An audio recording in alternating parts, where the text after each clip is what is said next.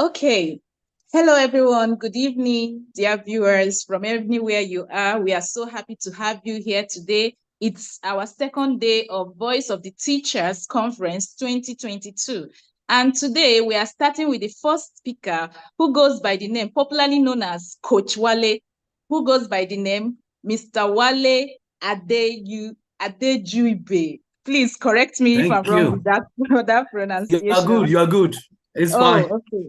Welcome so much. You can have the floor now. Thank you so much. So I need to share my screen, please. No problem. Just click on share screen, then I'll help you from All here. right. Okay.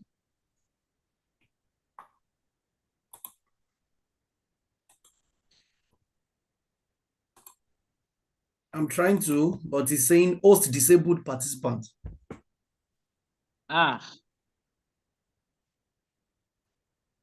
Mr. Wale, are you there? Yes, I'm with you. I'm trying to share it. Sorry, not Coach Wale, Mr. Wale. Oh, okay. All right. But wait, let me try from here. Okay, I'm making you the co-host. So now you can go on. Oh, fantastic. All right.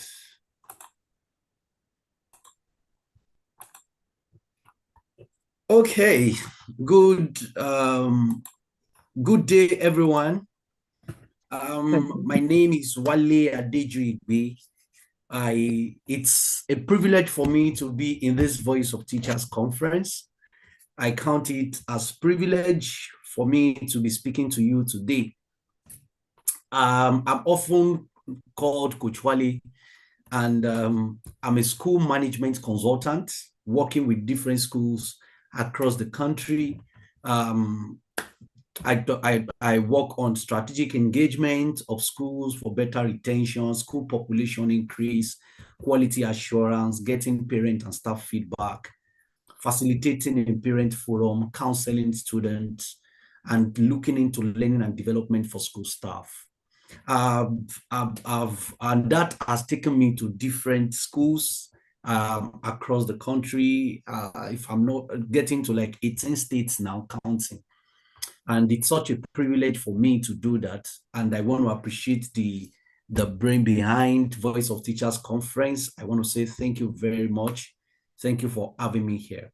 I am speaking on role of proprietors in creating sustainable education.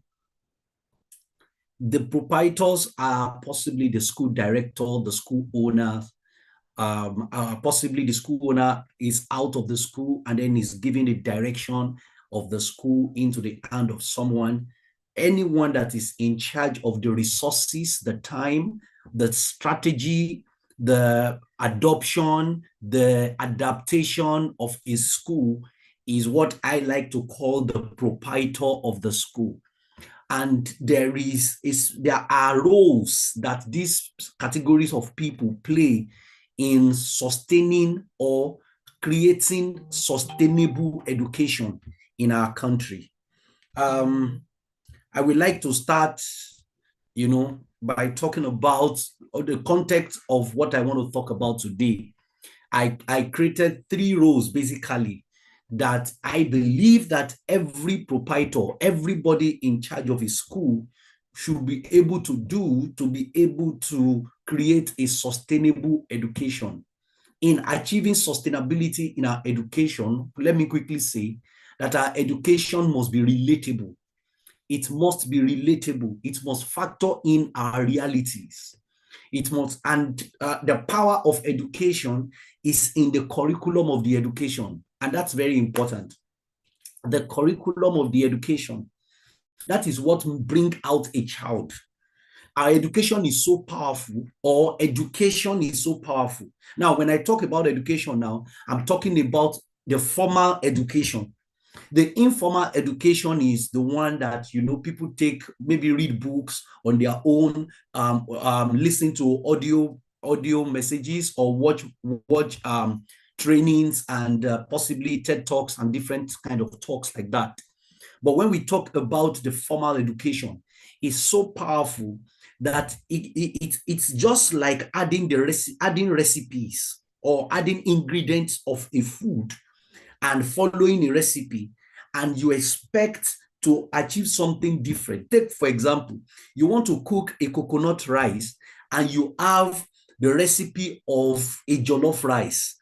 And in your heart, as you were mixing everything together, you keep telling yourself that you are cooking a coconut rice.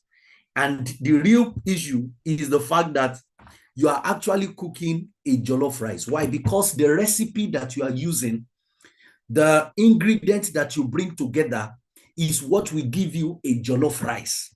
At the end of the cooking process, your product can never be coconut rice. It is not possible.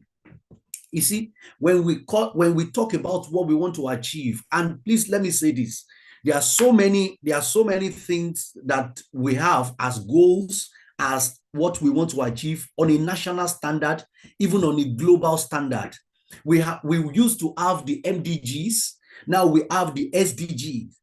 And some of these things are so important to achieve. These are things that come as a result of core, if I can call it, they come as a result of core art for humanity. But at the heart of it, when we look at what will help us to achieve this thing, because we are dealing with people, every time you have a vision that involves people, you must embark on education that empowers them to bring about the vision. Because people will always perish for lack of knowledge, relevant knowledge. It is very important and critical to understand that our sustainable education must be relatable. It must factor in our realities currently. It must factor in our goals, our vision, the SDG goals, the global goals, the national, what we want to achieve. It must factor it in. In fact, it is what we want to achieve that now determines our goal. And this is so important and critical at this age, at this time. So when I say that, when we talk about sustainable education, we are talking about something that is factored in our day-to-day teaching program, day-to-day classroom operations, day-to-day school operation. And I'm so privileged this evening to be talking about role of proprietors. There is this question I often ask, especially when talking like this, when I have the privilege of talking to school owners about how to drive effective content and curriculum in the school. I said, if a terrorist kidnapped a 6-year-old boy and they didn't kill the boy, all they did was to put the boy in their camp, and they released the boy at 21 to the society. So I often ask people, what will the boy at the point of release? Possibly there's going to be rehabilitation and a lot of things, but at that point of release, for him to function optimally in the society, what will he be? And a lot of people tell me obviously he's going to be a terrorist. I said, you see that? I said, why will he be a terrorist? It is because he has been subjected to a particular lifestyle, to a curriculum that made it so impossible for him to come out as something different. Even when they train him to be a medical doctor, is actually the mission for being a doctor is possibly to treat the patient that went on maybe a terrorist attack or something. Our curriculum. So I asked the proprietors, how come you have a child from age 2 and you are releasing the child to secondary school at age 16 or at 18, and you cannot confidently say that we have created a child that is going to do this in the society, that is going to be this in the society, knowing well that the active formative age of that child is spent in your school, Monday to Friday. There are exceptions of holidays, but the active time of that child is spent in the school. Sometimes when I listen to teachers talk about how they are not responsible for a child lack of performance, and they said that is because the parents are not monitoring. I say, how many hours are these children spending with their parents? Oh, when you look at it, it's not active hours. It's not up to 4 hours in a day. Well, how many hours do they spend with you? They come to the school by 7:30 in the morning, and possibly they are leaving by 4 o'clock in Nigeria. But you know what? Look at it the way I said. So what do you think that you have the biggest influence on that child? Very, very key and important. And so I came up with 3 major roles that I think school owners, proprietors have in creating sustainable education. Number 1 is redefining education. Number 2 is developing strategic vision. Strategic vision. As our curriculums and content must factor in a strategic vision. If cars are going to move by themselves in the next 20 years, whatever we are teaching the children in physics, chemistry right now must factor that in. If we are going to reduce the poverty level in the next 10 years, we have to figure out certain things. We are not just going to teach the student to be dependent. Oh no. Our work, our functions, our operation has to factor that in. Entrepreneurship has to leave the academic zone. It has to be very practical. If you are building people that will be producers in the nearest future, who will not be part of consumers of any nation or anywhere they find themselves, they are going to produce. Then we have to start from now.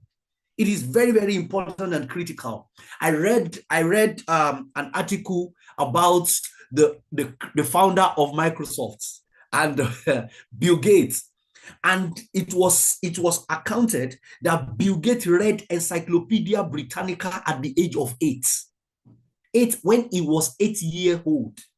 No wonder when he was going to start Microsoft at the age of 12, he started a global company. He knew what is going on in Britain. He knew what is going on in America. He knew what is going on in Africa. You see, there is something about our education having to be a function of strategic vision. Then the third role, which I believe is quality and strategic school system. Our schools have to value strategy, innovation, and change. We don't have to be adamant to change. We have to adapt to it. It is so important and so critical right now. And in fact, as I'm saying it to roles of proprietor, I believe that it is also the role of the educators. The people that teach the children need to understand this at this point. So permit me, let me take it one after the other. So the first role is to redefine education. We need to redefine education. We need to look at education not only as when a child goes to the school. Oh no, our definition of education needs to factor in what is happening in the class. So it is not only my showing up in the school, marking attendance in the school. That is not the only thing about education. It's not only following the period, the first period, the second period, then the short break, then third and fourth, then we have a break, and then the fifth and sixth, then we are over. No, our education needs to be redefined. And how do we redefine? The first thing I say is that when you want to redefine it, you have to look at it from another angle. What education is not. Oh, yes. The first thing I said here is that education is not a school. You have to understand that. A school is a place where education can take place. Please understand the word can. Because we have people today that are schooled, but they are not educated. Oh, yes. Very, very. There are countless examples. We have graduates today who fail interview every time. Every now and then they grace different interview, but because they could not pace themselves, because they don't have confidence to look into people's eyes, to maintain eye contact when they were communicating. And then nobody believes you when you cannot communicate, and you tell me that you went to school. I was in an interview one day and I was asking one of the interviewers, one of the candidates, and I asked, didn't you do presentation for your thesis, your final year project? Why are you talking and you are looking up? Because we were 3 as panel, and he was just looking to the sky. He was looking to the roof. All through the interview, he avoided eye contact throughout. I was pained, so I had to go out of the conference because everybody was just, oh, this is a no for me, this is a no for me, this is a no for me. So I asked him, you should know that when you are coming for an interview, communication. So this is not about, oh, I had 2-1, I did very well. No, there are certain workplace skills that are very important, and sometimes the school may not give it. So education is not a school. It is not a body of knowledge or textbook to read.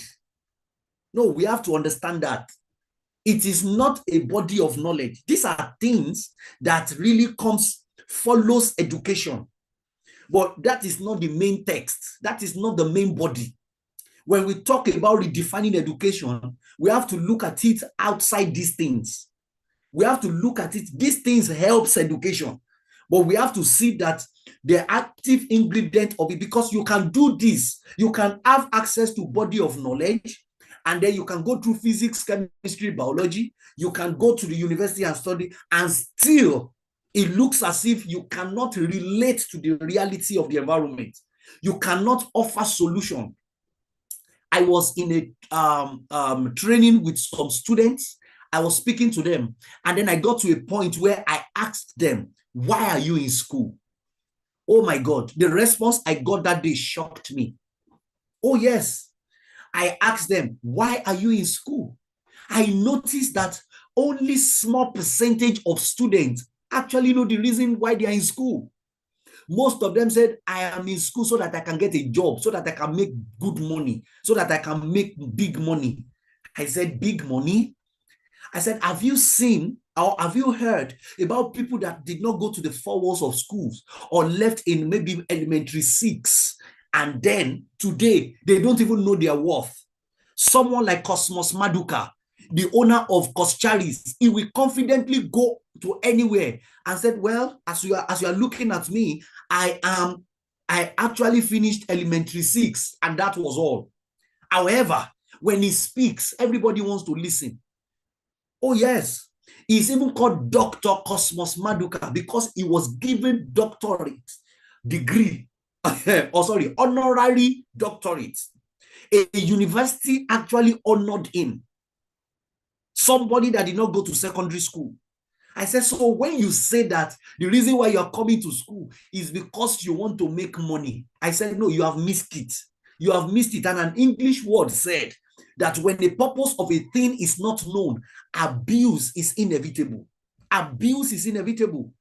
So we have to understand it is not a body of knowledge or textbook to read. It is not business. Education is not business. Oh yes, if you want to do business, there are so many platforms right now that equip and bring people for business. You know, you find IAS, that is the Igbo apprentice system. Oh yes, it's being studied well also in Harvard University now. It is not business. It is not grades and certificates. Oh no, grades and certificates shows, it makes people get the credibility that yes, they have been educated in a certain place. Even though some of the reality we find today is the fact that when you decide to ask people about the certificate they add to their resume or their CV, and you decide to ask them questions, they can't. I was interviewing someone and I saw that he has a diploma in facility management. And I decided, I said, how will you help us here to maintain the things, the facilities, the resources that we have here? How will you help us? Because I can see now that you are educated in facility management. I was shocked. He said, I just did the course, so I just went for it because I didn't want to sit at home. I said, no. Our perspective, our understanding of education has to be more than that. So now that you gave us the certificates and we are seeing usefulness for you, but you cannot function, I said, don't you see that you are missing something? So we have to understand what education is not so that we can understand what education is. So, Coach Wale, what is education? In redefining education, I said education is the ability of the human mind, the mind, to look inward Education is first. Everything you get in school, every grade and certificate, everything that you learn, the one that you read, the one you watch, and everything, it is to make you look inward for your potential and abilities. Very important. And then to look outward to the environment for opportunities, problems, and needs. Education is the ability of a human mind to look inward for potential and ability and look outward in the environment for opportunities, problems, and need, so that you can choose to determine what to do as a matter of urgency, capacity, and collaboration. I'm going to repeat that again. Our education that will guarantee sustainable education must be the ability of human mind to look inward for potential. What can I do that I've not done? Who am I that I've not become? What can I have that I've not possessed? And then abilities. And then look outward to the environment for opportunities, problems, and needs. What is going on currently? How is it? If you notice that you have the ability for management, if you notice that you have the ability for production, so what is going on in my environment currently?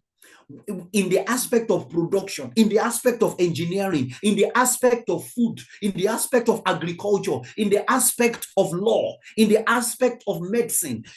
What is going on in the environment? What are the opportunities? What are the problems? What are the needs? So that I can choose to determine what to do with my ability and my potential as a matter of urgency, capacity, and collaboration. It's not everything that is in the environment that you can do. You cannot solve every problem. But based on your capacity, based on your collaboration, and based on the urgency, you make things work. I was invited by a graduating students of a university, final year of a private university in Nigeria. I was invited to speak to them, and I discovered that they sat in departments. In fact, they wore different clothes.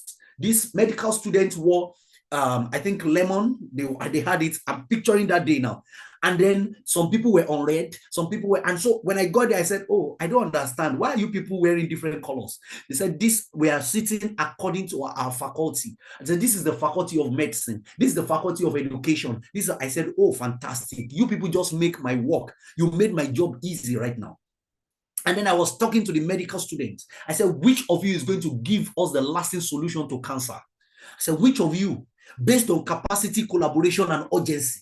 I looked at the educators, the faculty of education, the ones that graduated. I said, how many of you are coming up with a standard level of education or something that is going to help the educational institutions that we have currently to help to grow and to help them deliver quality to the children? I said, that is what education is about. The human mind and then the environment. The domain of education is actually your mind and then the environment. Every time the mind is not discovering potential and ability, the education is not meeting what is supposed to meet.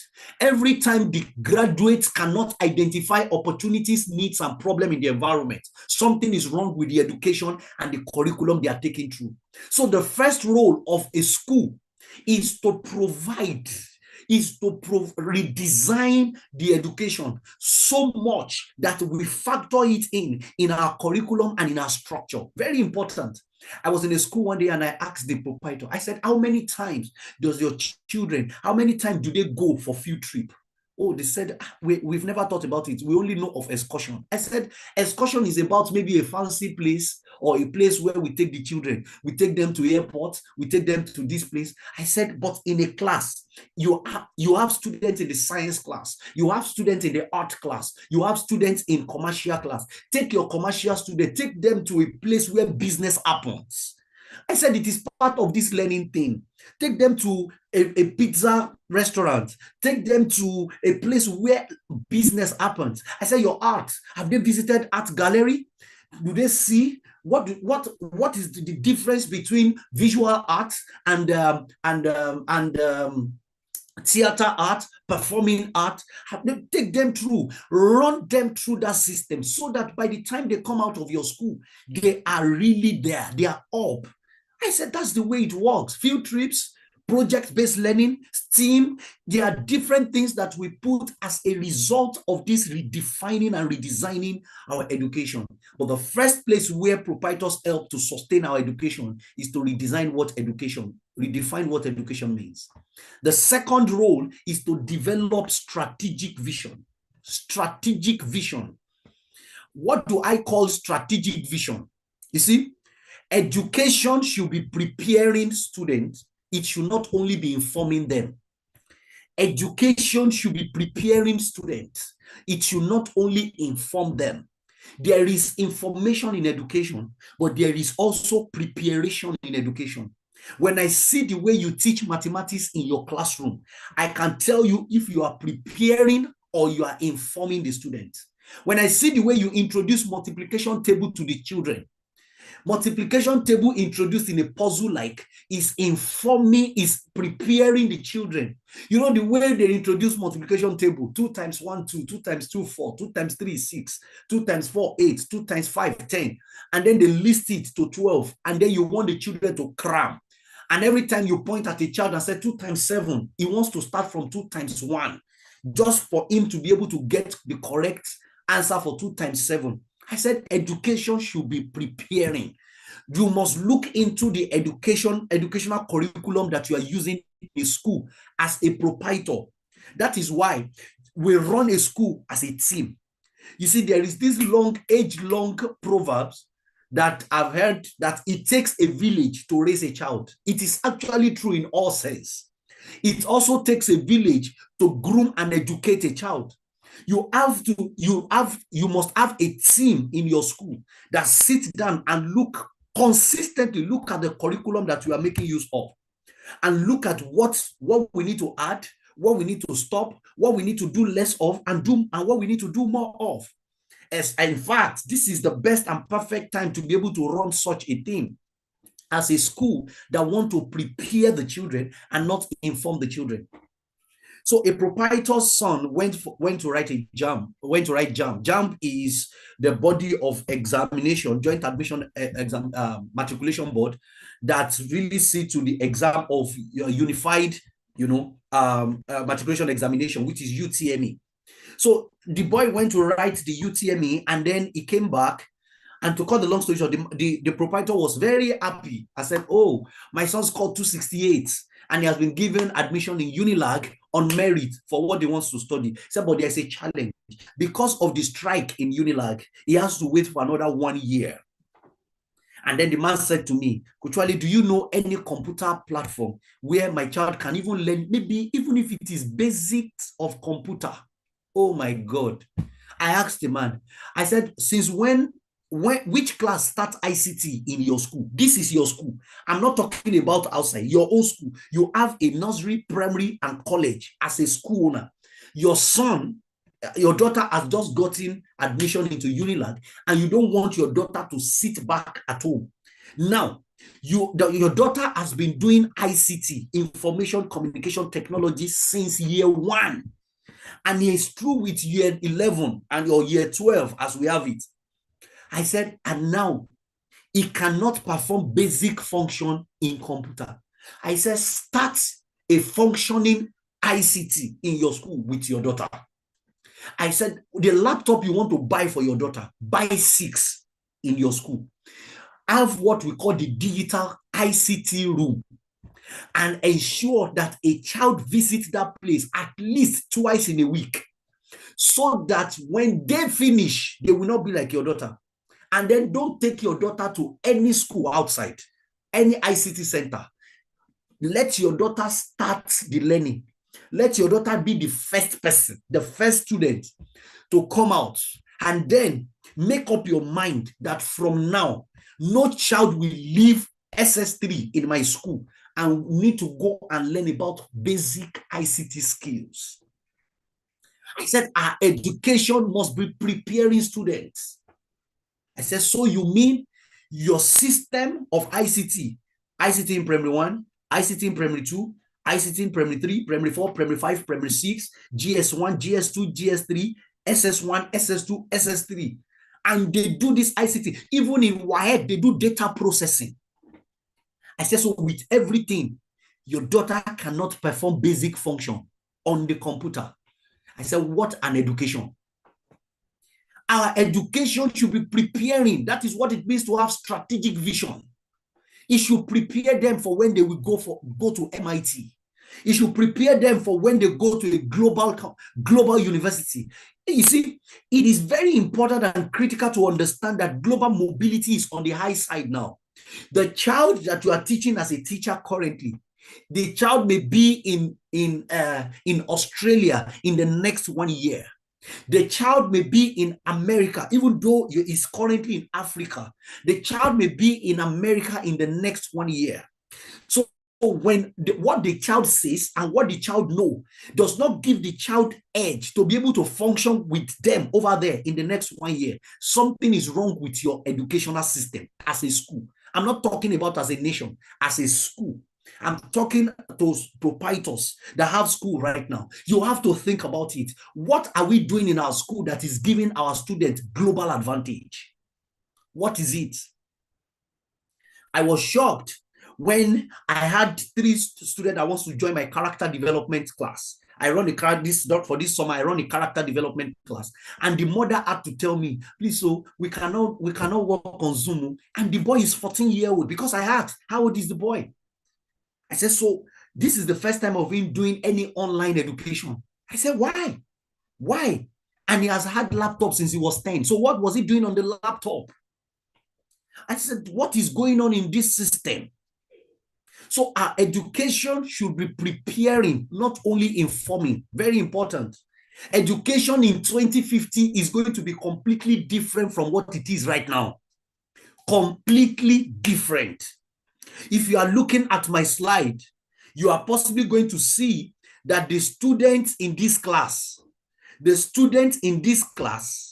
they don't have teacher in that class. The teacher is on the screen. Education in 2050, oh my God, the teacher is on the screen, as you can see. So, and it's not even in 2050, it's already a reality right now. So much that you will notice that in the slide, because the teacher is on the screen, there is now need for classroom control. There's need for social and emotional learning. And so you see that the students are getting distracted instead of them looking at the screen. You see the number of students. There are no people in this slide. You don't have any student apart from the 2 students that are in front that is looking at what the teacher is teaching. Education in 2050 is going to completely change. If all you are looking at is just to stand in front of the board to start talking, no, we have left that era. And we are getting to the point where the most important thing that happens in our classroom is control. Control, social and emotional learning that has to factor in, that has to go in. So our strategic vision must be intact. For you to have a sustainable education, you must have a strategic vision. You must be able to see from far, and you must know what is going to happen, and then we must start working from now. Stephen Covey, in his book, 7 Habits of Highly Effective People, the first habit is the effective people begin with the end in mind. They start with the future. They don't start with the present. They don't even start with their past. They start with the future. What do we want to achieve by 2050? What do we want to achieve? What will happen to our environment by 2050? What are the likely problems that will happen in 2050? And then how do we position our students to be the ones that will be the solution providers, that will be the producers then? Please see, no matter the advent of the year, some principles are timeless. In any age and time, whoever is providing solution will be the leader of that time. Whosoever will be the richest, will be the one that had the loudest voice. And it's so important. We can see it today. We can see it. So we have our education system that is going on in our school. Now, I'm talking about all this with respect to your school. I'm not talking about on a national scale, because one of the effectiveness of educators is to start work from what they can control. When you are thinking about what happens to Ministry of Education or national thing, you are talking about what you cannot control, except you are the minister. That is when that is when you can begin to think about it. Think about the ones that you have under your own control. The people that are coming to your school every day, the student that comes to your class on a daily basis, start from there. If you do that, I do my part. 3, 4, 5, 7, 15, 20, 100, 3,000 people do their part by not looking at what they cannot control, but focusing on what they can control. I believe that the education system is going to be sustainable and is going to make, and there's going to be a drastic change in it. The third one, as I begin to round off, the third is quality system. Oh, yes, quality system. Quality system. So the first, you have to redefine your education. You have to redefine it as a proprietor. That's your first role. The second is that you need to develop strategic vision. Oh, what is going to happen in 2050? What is going to happen in 2040? How are my children going to be the one that will be at the helm of affairs? Very important, strategic vision. The third one is the system. So look at this.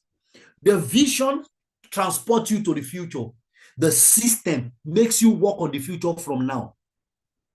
It makes you work on the future from now. There's a Chinese proverb that says that the best time to plant a tree is 20 years ago. The next best time is now. It's not in the future, it's now. And what makes you start doing that is the quality system that is in operation in your school, in your own school. You see, look at it. The picture that you have on the slide talks about students that are coming into the education system. This picture, this education system as your school. And that is that's the picture we have. A school is a factory. Every time I say it, some people feel, oh, Coach Wale, are you saying that we're in manufacturing sector? I say yes. If education is not in education sector, it's going to be in manufacturing sector.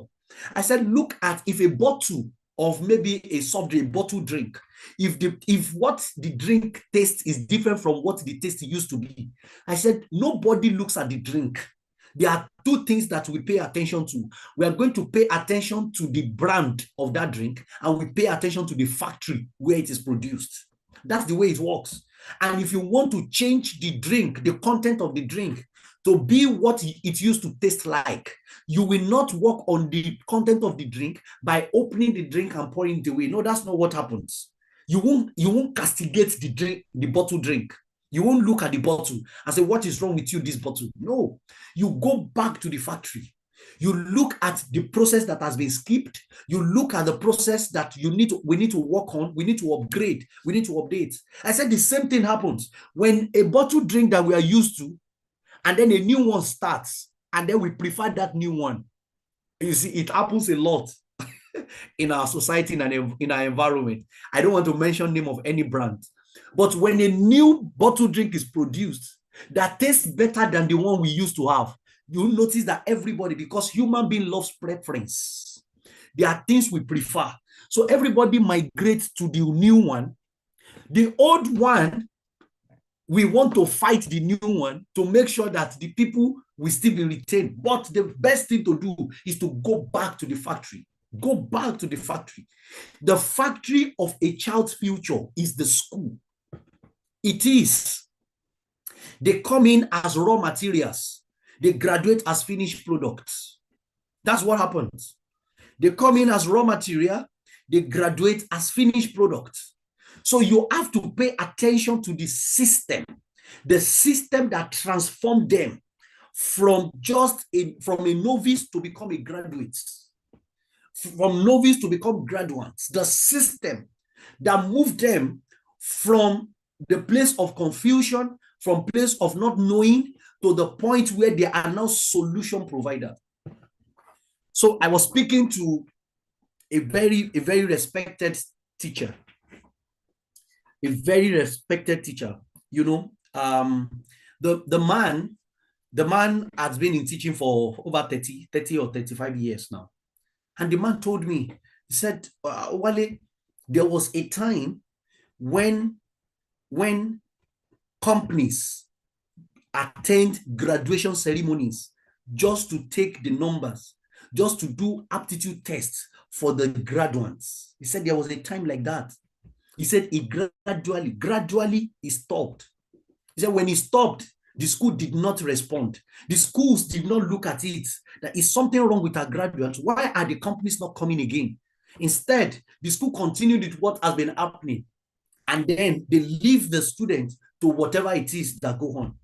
I said there's something about the education system that allows everybody that comes out of the place. By the time you even say, I am from so school, they say, oh, wow, that's true. There's a school in Nigeria called Bariwa College. The school is a secondary school. It has produced 5 presidents in Nigeria. It has produced 22 or 24 governors in Nigeria. One school. Now, what happened? There is a system of leadership. There's a system in that school that really have a focus on something. And that is what I often tell school owners. Define your system. A system of creativity, just like I put it in this slide, discipline and intelligence that merge the 3 together. Creativity, discipline, intelligence. That system is a must. It must be factored in. It must. Now, to create quality system as a school, it means that you understand what quality system means in a school. You understand the different systems that make a school. There is the academic system. Oh, yes. In the academic system, we factor in, it comes from the curriculum. The curriculum factor in the creativity, discipline, and intelligence. There is academic activity.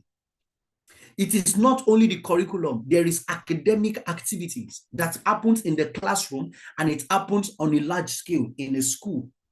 As I'm talking right now, there are schools that have ticked the number of competitions they are going for and the kind of competitions they want to engage in.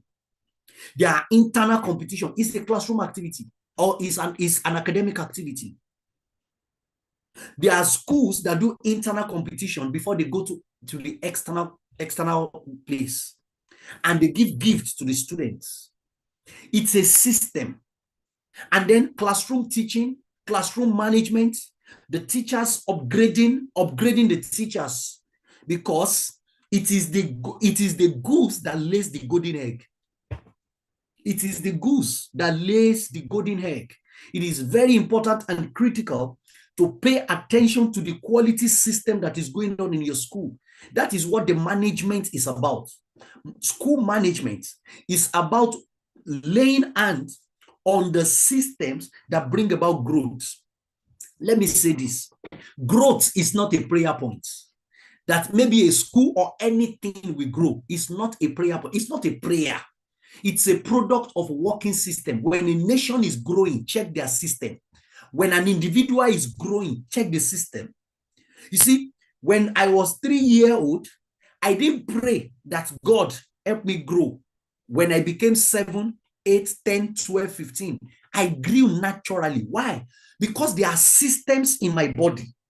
They taught us in biology that human being, you start from cell. The cells came together to form tissue. The tissue came together to form organ, and the organs became system. And the system, that is where you have the skeletal system. That is where you have central nervous system. That is where you have circulatory system. That is where you have excretory system. That's where you have respiratory system. That's where you have reproductive system. All these systems, when they function, growth is automatic. Even in human body, there are systems that explains the growth. When you see somebody that is not growing, something is wrong with 1 or 2 or 3 systems in that body. That is why when a child is born and they said there is a hole in his heart, the real problem is the fact that the circulatory system has been affected. And before you know it, if nothing is done to that child, the child will die.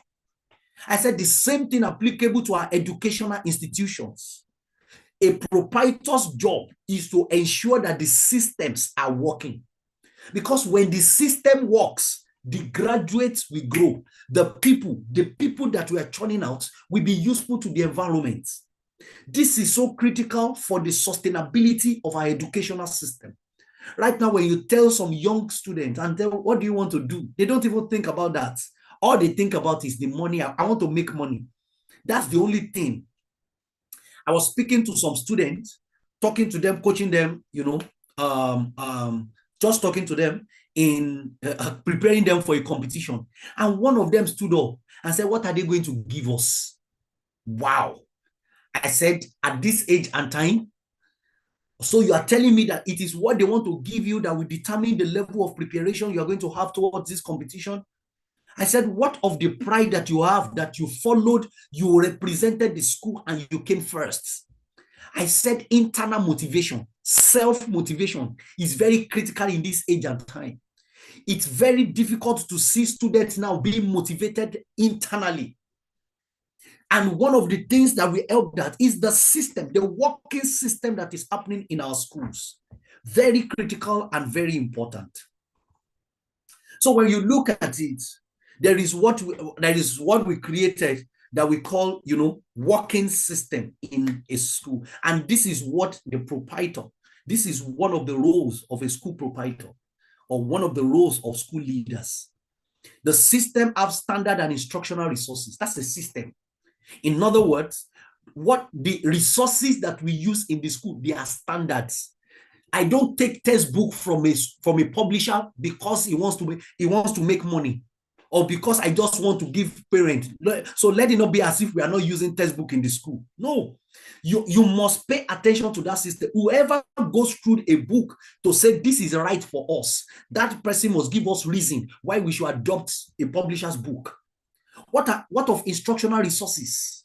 Our instructional resources must be standard. We must always upgrade every point. You still have chalk and blackboard.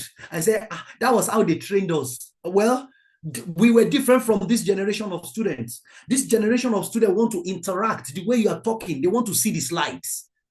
Instructional resources, we have to. A system must attend to that. How will you show them videos? How will you show them the current Lagos State in Nigeria, the Lagos State curriculum? When you are the curriculum and the scheme of work, when you check it, virtually all the topics have as YouTube links where the teacher can use a video. The teacher can use either as an instructional strategy, entry behavior, or any form that will further help the learning and the ability of the children to comprehend what the teacher wants to do. The next one is funding. Funding. A school now must understand funding is a strategy. Funding is essential. It's more than the parents are not paying school fees. Oh, we are depending on school fees. No, you must sit down and look at your portfolio. How am I going to fund this school? Standard is not an option. I must give standard. So how do we fund? Oh, tuition is going to come in. This is another channel that the money is going to come. A channel that you must have different funding strategies and different funding portfolio that helps you to fund and give the necessary. Subscribe to grant class, get grants, collaborate, be part of global organizations. Let them see what you are doing in your school. Let them see how you want 40 people in scholarship. Use scholarship as an option. Some people can sponsor, attract donors and sponsors. Very important. The third system, school support and accountability. Don't run a school that you are the only one that knows what is in the accounts. You take money at any time. You just want to use money anytime, anyhow. No. The next one is community engagement. You see, the reality, going by the definition that I gave about education, your environment is critical, because the mind of a child is critical, the environment is critical. When you are teaching and there's no community engagement, you see, when you want to do a program, when you want to do something, take the children out. Let them visit some places. So there are some very important places in your location that your students need to visit. They need to visit orphanage homes. They should visit prison. When they are going there, they carry food. They take food and some other things. They put it along. Let them see. It's not only airports that they need to go. They need to also see some things. They need to visit some hospitals to be able to attend to the needs of some children. Community engagement. Then the next system is leadership. Leadership. The last two has a lot to do with human capital. The funding and school support and accountability has a lot to do with financial capital. And then standard instructional resources and community engagement has to do with social capital. This is so critical. Leadership. A school leader is different from the leadership of the school. You are the proprietor, I agree, but you must have leaders. The quality of a school is in the number of people that think for the school. The quality of a school is in the number of people that think in the school and for the school. It is so important. If I run a school and you run your school beside me, if 4 people are thinking for me and you are the only one thinking in your school, I will outdo you. It's only a matter of time. Without paying reference to the fact that you have spent 20 years running the school. Leadership is a critical factor and a critical system. And what is leadership? Ability to provide influence. To influence the student, to influence the teachers, to influence the non-teaching staff, to influence the parents, to influence every other person. That's leadership. And the last one is teaching. When you have a working system, all these things must work in your school. I want to appreciate the organizers of Voice of Teachers Conference. I want to stop here and let me quickly say that I'm so grateful for this privilege given to me. And the next speaker that is coming after me is Mrs. Sandra. Please permit me. Let me not put the surname in another tongue. So Mrs. Sandra is coming after me, and I must say that this is actually a great privilege for me. Thank you very much, everyone. Wow, we appreciate you so much, Coach Wale. But please, before you leave, in fact, you did justice to your topic. But before you leave, I just have one question, if you permit me to ask a question. Okay, sir. Okay, ma'am. Oh, okay. Thank you so much. So, your topic, like I said, you did justice to it. Roles of proprietor in the sustainability of education. Then, you said a lot of things. You also talked about the teachers and everything. But I just want to ask a question. How do you, because I know you've been in this field for a while, so how do you actually, or how can we get proprietors to understand that teachers package, means a lot when it comes to, also sustaining the education? Because if you have a qualified teacher and you are pricing something, you are telling her that at the end of the month, she's taking this home. It's quite funny, but of course, sometimes, because all these teachers, we have families, we have children to cater for, they have to settle for less, you get? So sometimes I begin to wonder, I begin to think, how do you think, or have you had such cases, where you find out that, look at what these people are being, are taking home, is not acceptable. Thank you. Okay, I'm Thank happy you very got much. my I appreciate this. Yes, I got it. I got it very well. So when I was talking about school system, there's a point where I talked about funding and portfolio. You see, the major problem we have now, please permit me, let me use Nigeria. The major problem we have is that the people that are creating educational institutions in Nigeria, especially private educational institutions, think is business. That's a major problem. Yeah. They think it as if I want to embark on selling rice, raw rice, or I want to embark on selling building materials. So, and if I want to sell all those things, I need to engage somebody that will be helping me to carry those rice or building materials when customer comes, and then they will help me load it in their truck, and then those people take it. And once that happens, they go. I tell school owners, education is not business. Even though education gives returns, gives income, but it is not every time you have the thinking that I want to do business, and the best business I want to do now is to start a school. I said, you will enslave your teachers, because having that perspective make you think that The only place where money comes in is the school fees. You see, you see a teacher gets to interview and says, I'm sorry, I can't go less than 180,000 naira. And the proprietor is saying, where do I get that from? No, how much is my school fees? I said, no. You should not liken your funding, or you should not quickly tie your funding to school fees. You must, the way you are coming up with strategy to build the institution is the way you should come up with funding strategy. Oh, I get $100,000 grant from this place. Oh, I need parent that will sponsor these people. I need this. At a particular point, I'm a school consultant. At a particular point, I reduce the number of schools that I work to. I reduced it by 80% because I discovered that I was just moving up and down. I was having little to show for what I was doing. So the same thing applicable to teachers. So the first thing I would like to say is that our school owners need to do better in the place of funding. I don't talk about school finance. I've stopped talking about school finance. I talk about school funding because schools need funding.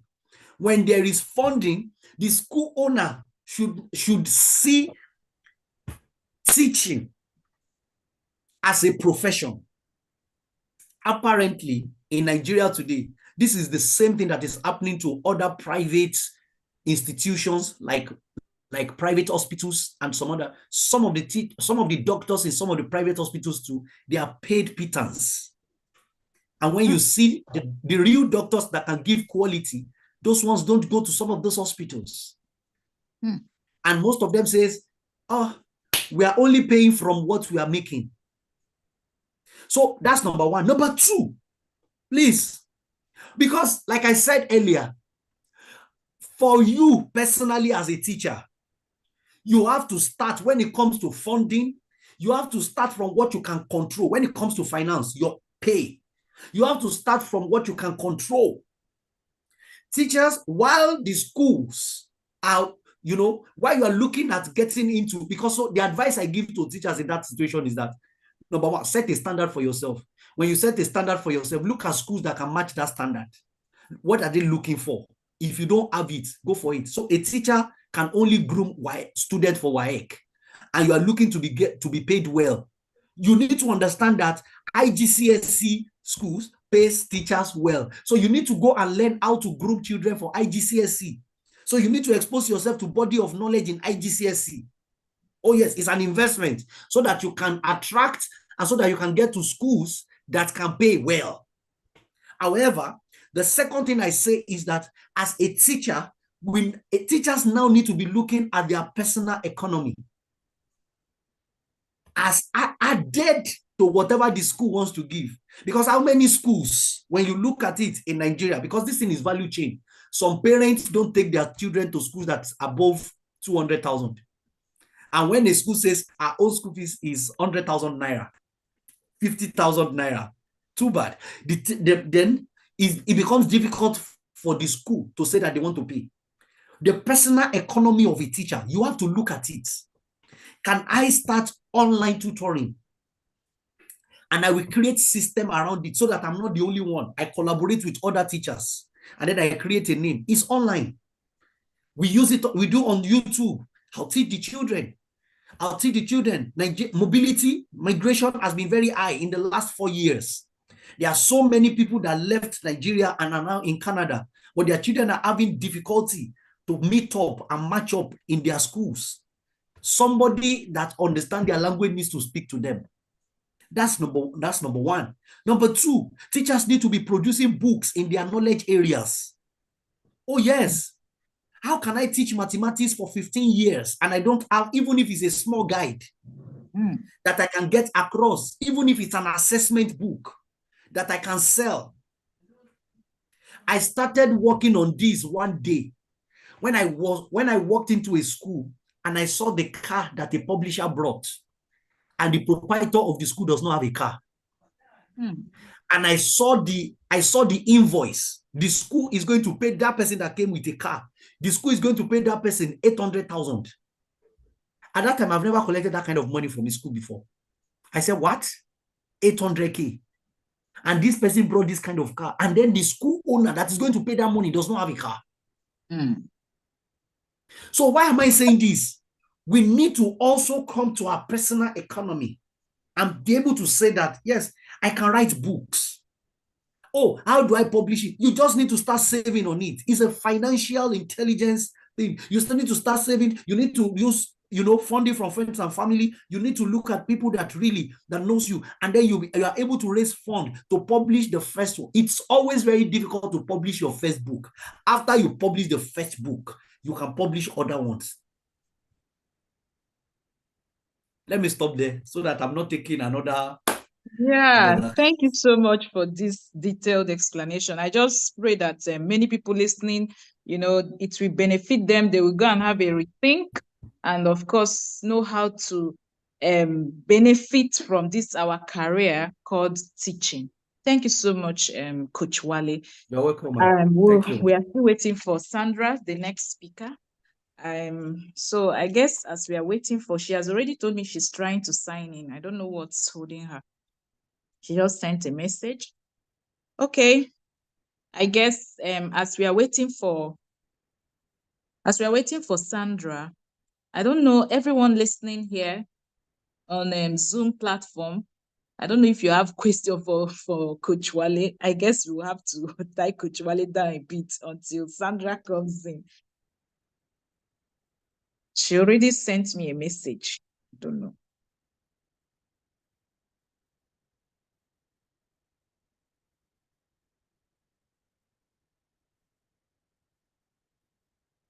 All of us here, we have Coach Wale. If you have any question for him, clarify now.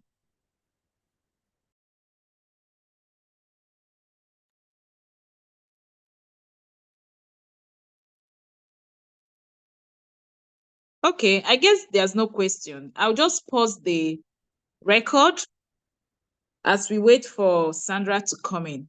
I don't know what's holding her.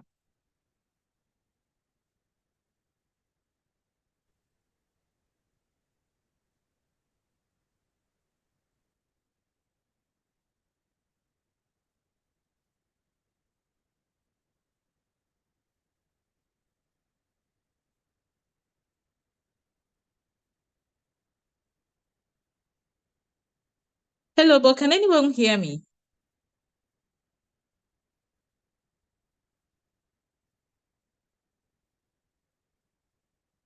Can anyone hear me, please? We can hear you. Oh, okay. Yes, please, we can hear you. Okay, thank you. Thank you for that. Okay.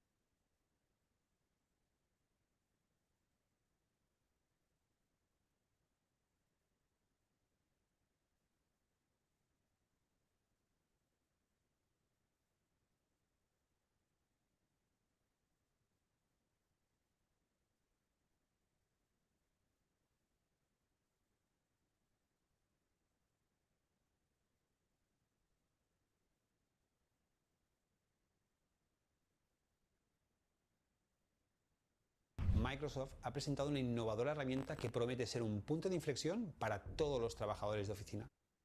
Hi, how can we? Okay, as we are waiting for the next speaker, I have this video, I came across when I was doing some research. So maybe I will just play it so that we are not just idle. I don't know why she's not coming in. She tried coming in and she went out again. I don't know. I've tried calling her. I'll still call her again. Let me just make sure that we are People not understand idle. how important sustainability is in a good and useful way. Hi, Alex here. How can we help people understand how important sustainability is in a good and useful way? Please, can you see my Well, screen? one of the things I use is a funnel metaphor to illustrate the fact that there is no better time than now to act on sustainability. Yes, So, yes, we can see the screen, we can hear the sound. Okay. Video about our Oh, ecological thank you so footprint. much. We found out that the Earth's capacity to provide what we need is declining. There are fewer forests and fish today than there were 100 years ago, and this affects the ability to supply what we call ecosystem services, things that are necessary to support life and on which we rely, like climate regulation, water filtration, soil generation, and so on. exactly? At the same time, the rate at which we consume resources and generate waste is going up. But that's not all. This is not only about offer and demand. Growing consumer awareness makes consumers expect new behavior from corporations and governments. Governments are changing laws that are getting stricter.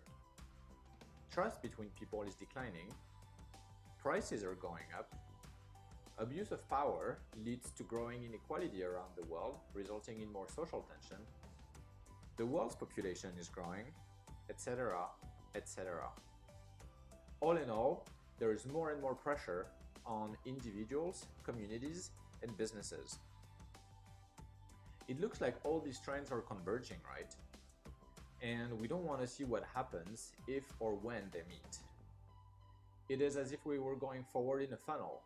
The pressure is increasing over time, and we have less and less margin to maneuver. So everybody has their own pet issue. Maybe it's an environmental one, save the forest, save the whales, stop climate change. Or maybe the issue is the social one. Deal with the gap between rich and poor, get children off the street, changing public policy, create more jobs, etc. The fact is, all these issues are related to the key issue of sustainability, our capacity to survive and thrive as a race, and they all impact our ability to live, work, and play on planet Earth. There isn't one business or person I know who doesn't feel these pressures one way or another. That's why the funnel metaphor is helpful in explaining why we should act around sustainability. We need to relieve the pressure.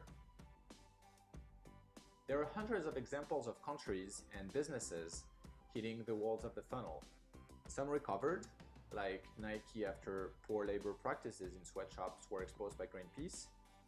Some did not, like the Easter Island civilization that collapsed after destroying their own environment. Some are still trying to recover, such as Greece or the city of Detroit, who are facing bankruptcy. The funnel metaphor also suggests something else. There is no better time to act than now. Waiting only limits our options even more.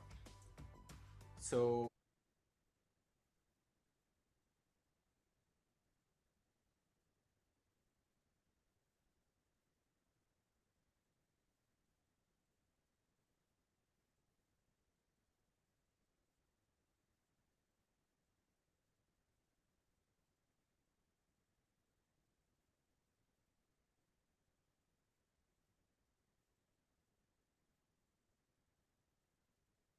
Bola. Oh, one moment.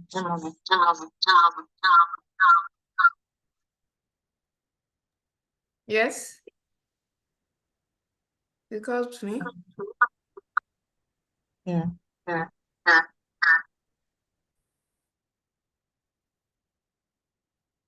I'm going to make you a co-host.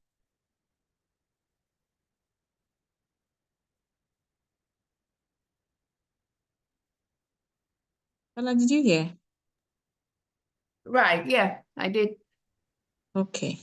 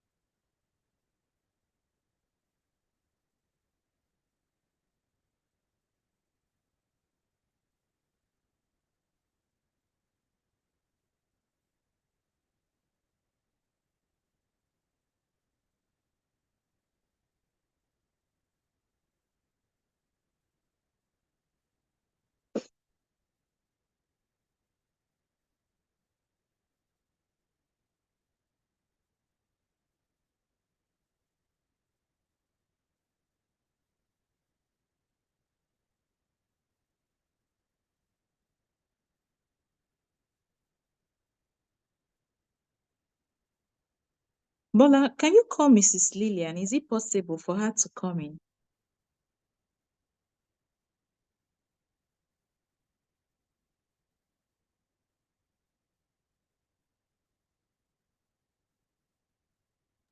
Oh, well, I'm not think she's due till 9. So Okay. we should have 2 speakers before her. Yeah, no problem, because I've called the other The guy. 2. I don't know why he's not coming in. What about the person due for 8? She said she's trying to log in. She's not coming in. She cannot come in, that she doesn't know why. Mm.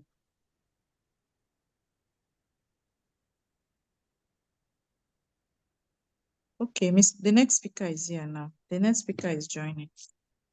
Okay.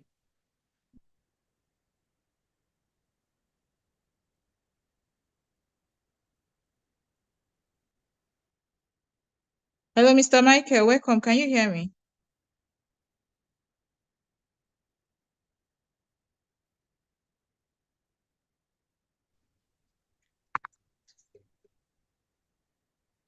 Okay. Mr. Michael, Good evening, all. welcome. Good evening. Yeah, evening. So let me share my slide. Okay.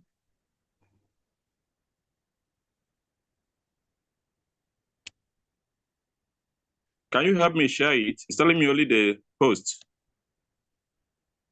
Wow. Wait, one moment. I'll make you the co-host. Okay. Okay. Okay.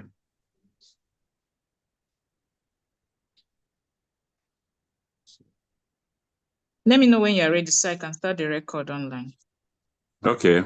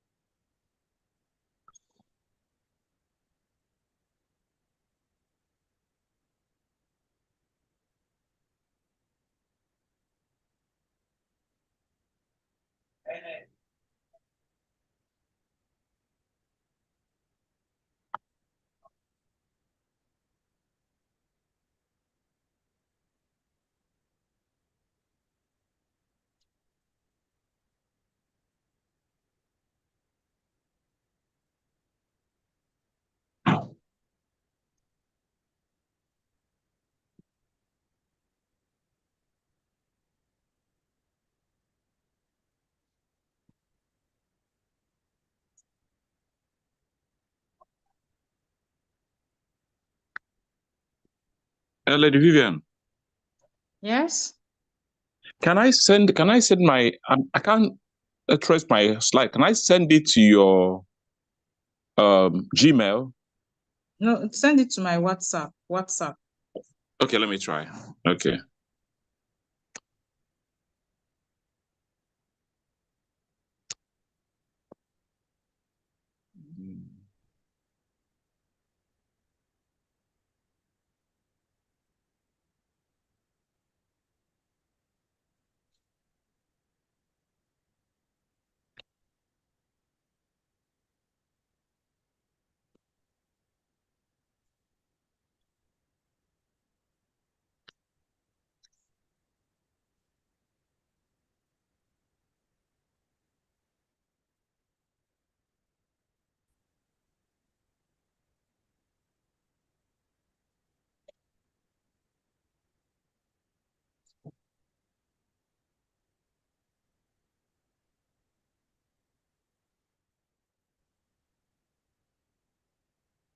Okay, have you seen it?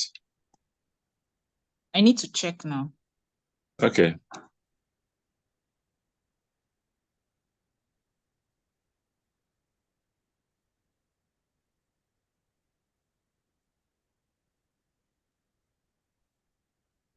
No, I've not seen it. Where did you send it to? I sent to the one I have, Kelechi. Okay.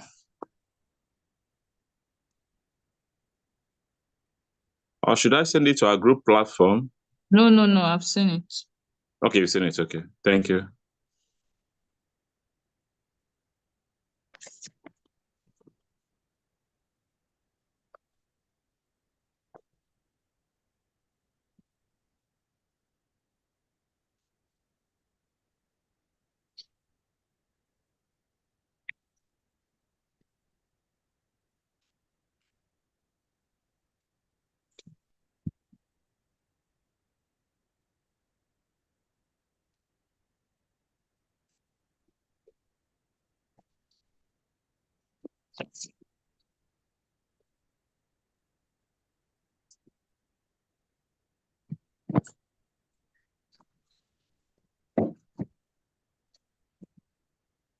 Can you see my screen? Yes, I'm seeing your screen. Yes.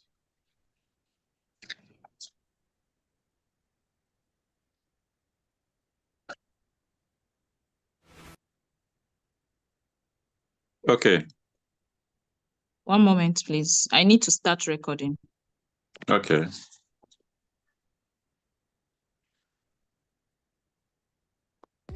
Miren esto, dice, ya no necesito más cosas de Temu.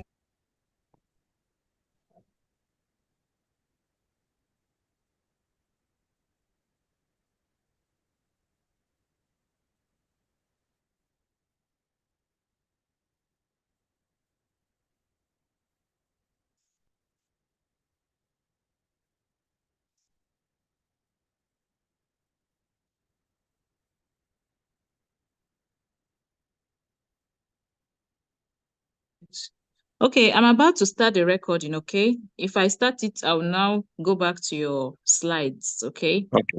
Okay then. Thank you. All right.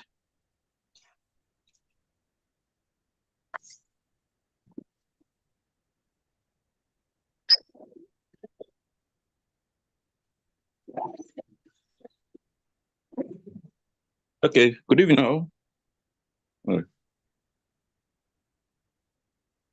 evening. Okay. Evening. You're welcome to today's session. Very soon my slide will be shared. My name is just hold on just briefly.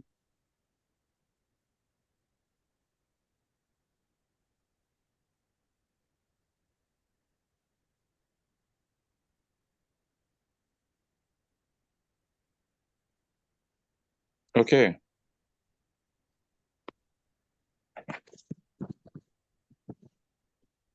This is a presentation on air quality and indoor environment in educational setting.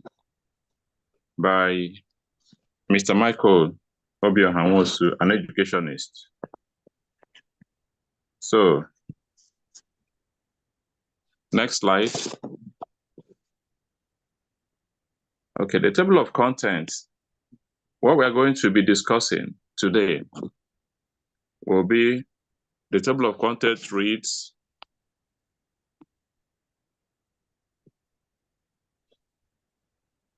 a brief profile of the speaker, introduction, definition of terms, importance of air quality in schools, challenges schools face in relation to air quality, then impacts of poor air quality in schools. We shall be looking at things that make indoor air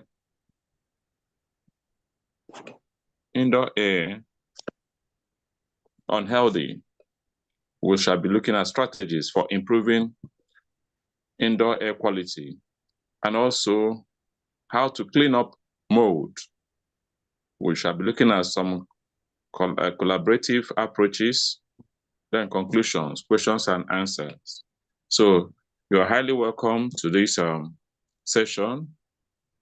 Brief profile of the speaker. Mr. Michael Nwosu is a Nigerian from Igbo tribe. He is an educationist with about 20 years of educational experiences in classroom teaching and school administration. He has handled positions such as head of business studies department, vice principal admin, and has been a principal of 3 different schools in Nigeria. He is also a businessman and a farmer. He holds National Diploma in Business Admin, Bachelor of Science degree in Marketing, and postgraduate degrees in Education. So we shall be discussing things that relate to us in education. Next slide. Okay, introduction. Ensuring a clean and healthy indoor environment is crucial for the academic success and well-being of students and teachers, even every other staff member of an institution. The importance of air quality cannot be overstated, as it affects not only the health of people living in the affected area, but also the environment and the economy. In addition to the impacts on human health, poor air quality can damage crops, harm wildlife, and erode infrastructure such as buildings and statues. This presentation explores the importance, challenges, and solutions surrounding air qualities in educational settings. So we are meant to really pay attention to some of the things we are going to discuss, and your contributions equally will help us to go deeper and achieve better things that will help us in making sure that our educational environments are healthy. Next slide. Definition of terms. When we talk about air quality, what are we talking about? Air quality, this refers to the degree to which the air in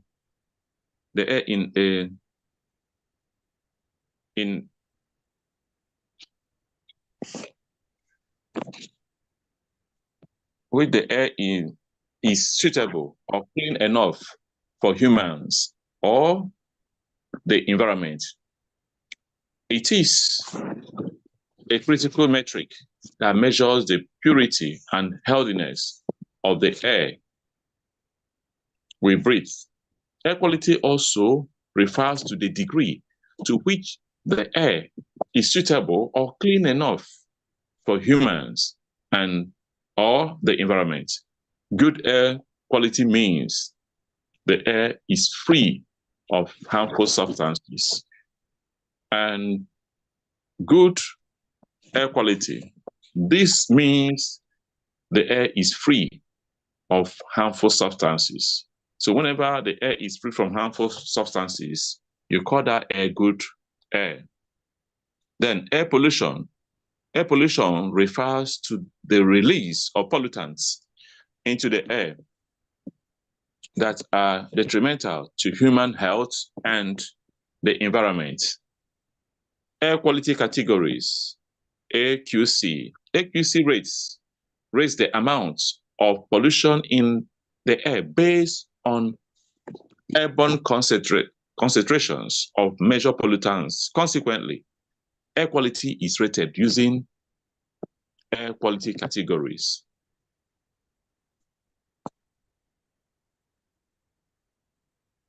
Next slide.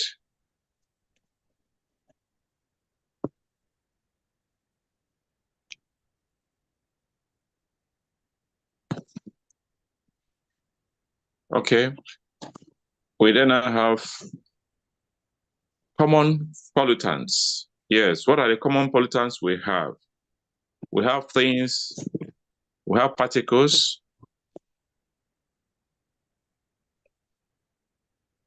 matters, we have volatile organic compounds, we have carbon dioxide, we have radons, we have molds and dust and other things.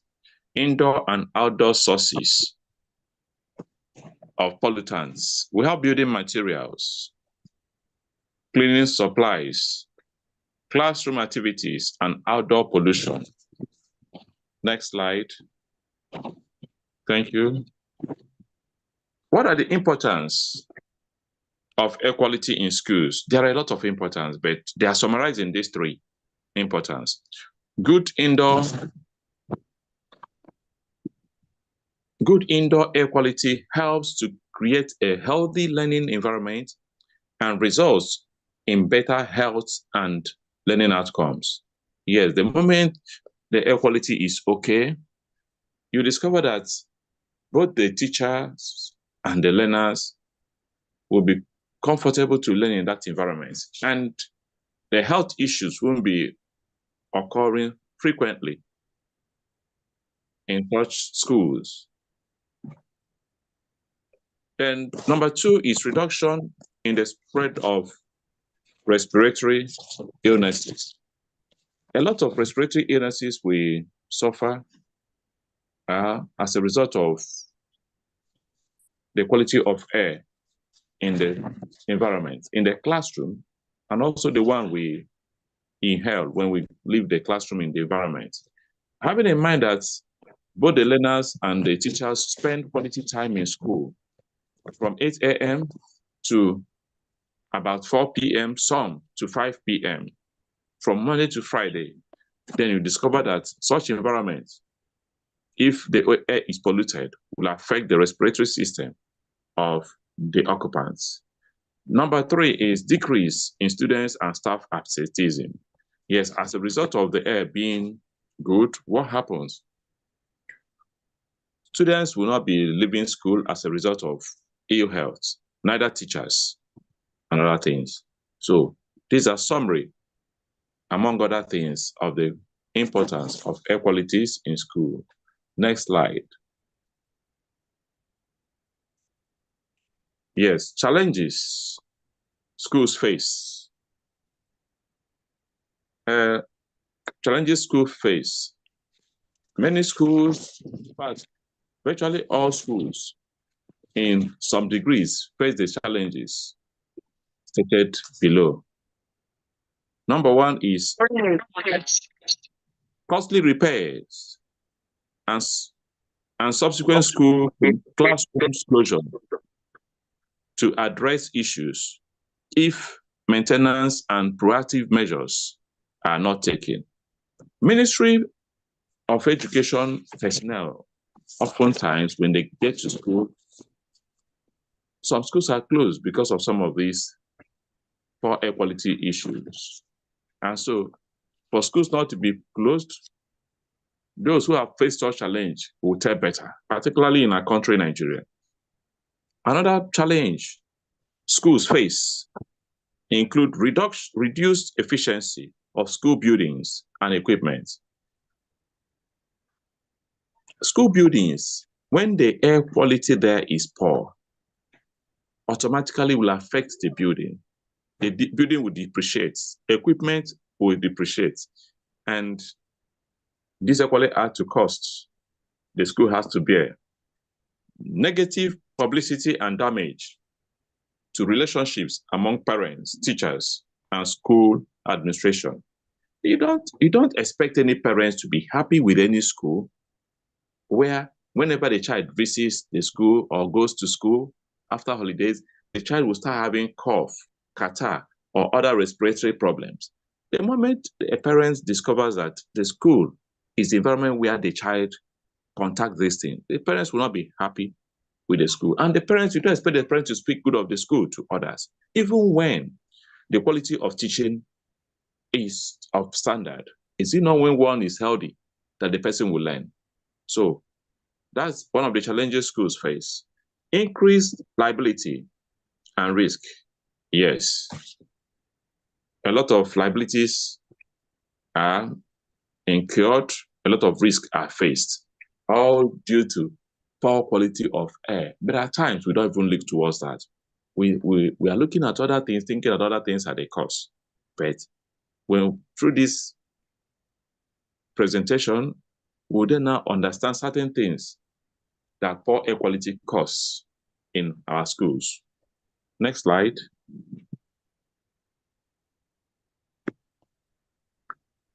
Impacts of poor air quality in schools.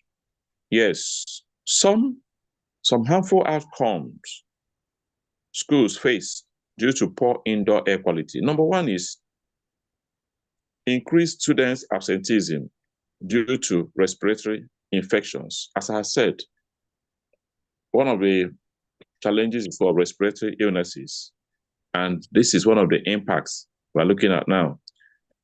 Allergic responses, such as irritation of eyes. There are times you see some children, they keep on, every now and then you see them itching their eyes are itching them, and they're always rubbing their hands on their eyes. Poor air quality can lead to that, such allergy. Also, irritation of nose. Some of them, oftentimes you always see them. You see ROMs flowing through their nose. They're always having catarrh. That is irritation. There is something the child is reacting in the environment which he or she is oftentimes exposed to. So also adults. And also irritation of the throat. It can cause one headache. Poor air quality can cause one dizziness and air quality fatigue, tiredness. There are some environments that when you enter into such environment, if not well ventilated, after staying there a while, you'll be so fagged out, as if you have worked from morning till night. Yes. Other things are adverse reactions to chemicals used in schools. We'll be looking at some of those things. When chemicals used in schools are being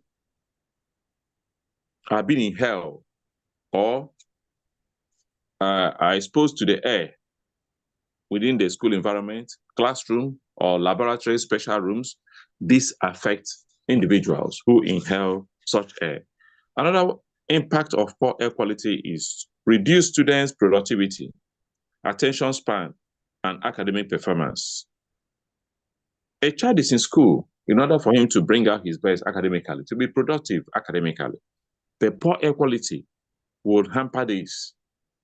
Poor air quality will make a child, a learner, not to even pay attention to a longer period of time. It equally happens to teachers, so not only students. So whatever we're talking about here is not even only affecting only pupils or students, but also other staff of the school are equally affected. Another is reduced teachers and due to discomforts, sickness, or absenteeism or absence. Yes, there is no how a sick staff will be at his best whenever you call upon him or her. And when one is sick, there is a kind of illness one will have. You need to do what? Go home and take care of yourself. And during that period of time you are out of the school, what you are meant to do, you are not doing it. Automatically, the learners will be affected. you meeting up with the requirements, expectations of the periods you are meant to cover, the topics you are meant to teach, it will affect automatically your performance. Next slide.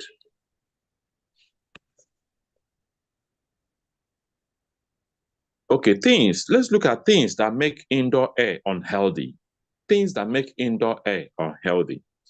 Yes, how to know if there is a problem with the indoor air quality at your school or workplace. There are some situations that are emergencies, and those situations that are emergencies include spills or release of hazardous materials or flooding into porous materials. Yes, there are times we have spillage of some things, maybe a pipe burst, maybe sewage pipe burst, and the whole thing deters the environment, or some hazardous materials are released in the air. There are some things that are just things that explode, which are not meant to be exposed to the air. Gaseous materials. Yes, when we have such incidents, it requires urgent attention. Then sewage spills. Yes, when there's the spill of sewage, you can't even stay in the environment. Then gas leakage is another thing. These ones are not just normal things that should be given ample time to look into or to rectify immediately. Actions need to be taken before lives are lost or before human lives are seriously injured or affected. Another is sudden onsets of headaches, nausea, dizziness, drowsiness, which may signal carbon monoxide poisoning. The moment more than one person in a classroom, more than one pupil in a classroom is complaining one of these things, the teacher needs to do the needful. Inform the appropriate quarters in the school. First, if they are delaying, one of the first things to be done is to move those children, everybody in that room, out of that place before there will be casualties. Then widespread of breathing difficulties. When in a classroom, a lot of people are facing breathing difficulties. Immediate action, speedy action needs to be taken. If the root cause cannot be found, let the pupils be moved. Both the pupils and the teachers be moved out of that environment immediately. Next slide. Lady Vivian, thank you very much. Then still things that make indoor air unhealthy. Then another one is what? In these emergency situations mentioned above, what happens is what? Immediate steps need to be taken so that people will be taken out of that danger immediately, so that you can limit the harms. And how do we limit the harms? Evacuating the area if necessary. Then notifying and seeking help from the appropriate emergency agency. Before you go seeking for help, first move human beings in that environment out. Then you seek assistance, immediate assistance from health agencies such as the fire service department, gas suppliers, health department, or hazardous waste authority. Next thing to be done immediately is getting medical help for people with symptoms. Then next is what? Ventilating the area by using temporary fans to help blow the air outdoors. That will help to make the environment, because if it is something that affects more than one classroom, automatically the issue of use of temporary fans will help, so that the indoor air will be purified and held there for learners and then teachers and other staff to be in the classrooms or in the special rooms. Next slide. In continuation of what makes indoor air unhealthy. Other things are smoking indoors. Nobody should smoke in the school premises, let alone in the classroom, in the special rooms, or in the toilet. As an adult who smokes, we are not even meant to be smoking in the school environment. No matter how addictive you are to smoking, you're an adult, you choose what to do. We are informed by Ministry of Health that smokers are liable to die young, and that smoking is injurious to our health. So having this information, I advise and encourage us to, if anybody smokes, try and work on that, because we are damaging our lungs. But if you feel that that's one of the best things for you to do, please, as somebody who works in the school environment, academic environment, you don't smoke while going to work. When you get back, you do whatever you want to do in your closet or anyhow you want to do, but not in the school premises. Next is presence of molds or mildew. Mold is a major problem, particularly in Nigeria. Yes, we're going to talk much on mold because it's so common. It's so common in our environment, not only in our schools, but even in where we live. So that's another things that make, in fact, that's one of the most common things that make indoor air healthy in Nigeria and some African countries, but Nigeria in particular. Then regular humidity above 50%.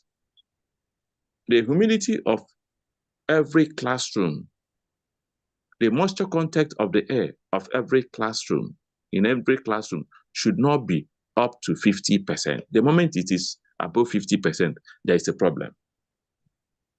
Irritations and other things are bound to happen. So then another cause that makes indoor air unhealthy is presence of leakages, standing water, or excess moisture. Another is inadequate outdoor vents for fuel burning appliances such as gas stoves, water heaters, fireplaces, and the poor servicing culture, which we do have on appliances. Next is presence of outdoor sources of odor or particles coming indoors, such as vehicle exhausts or dust from construction. Yes, we must be careful of this. We must be careful of this. These are things that we can control. Schools have generators, particularly in Nigeria, where the power supply is so epileptic. And many schools who have a promise to provide a light all through, or many schools who are using interactive boards and other electronic materials to run through, to go through their classroom activities, automatically there must be light regularly. And oftentimes generators are put on where is the exhaust of the generator facing. That's one. Thank God that today a lot of people are looking for alternative source of energy through the use of inverter and the likes. So next thing is presence of machines indoors. So presence of machine indoors can that could give off carbon monoxide and the likes. They are equally another cause of unhealthy air indoors. Next slide. Please, am I being heard by all? Yes.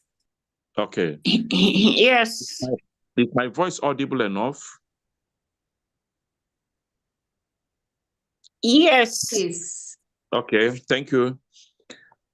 So next is using and storing of chemicals, paints, or insolvents indoors. When we store things, we have to be careful where we store things.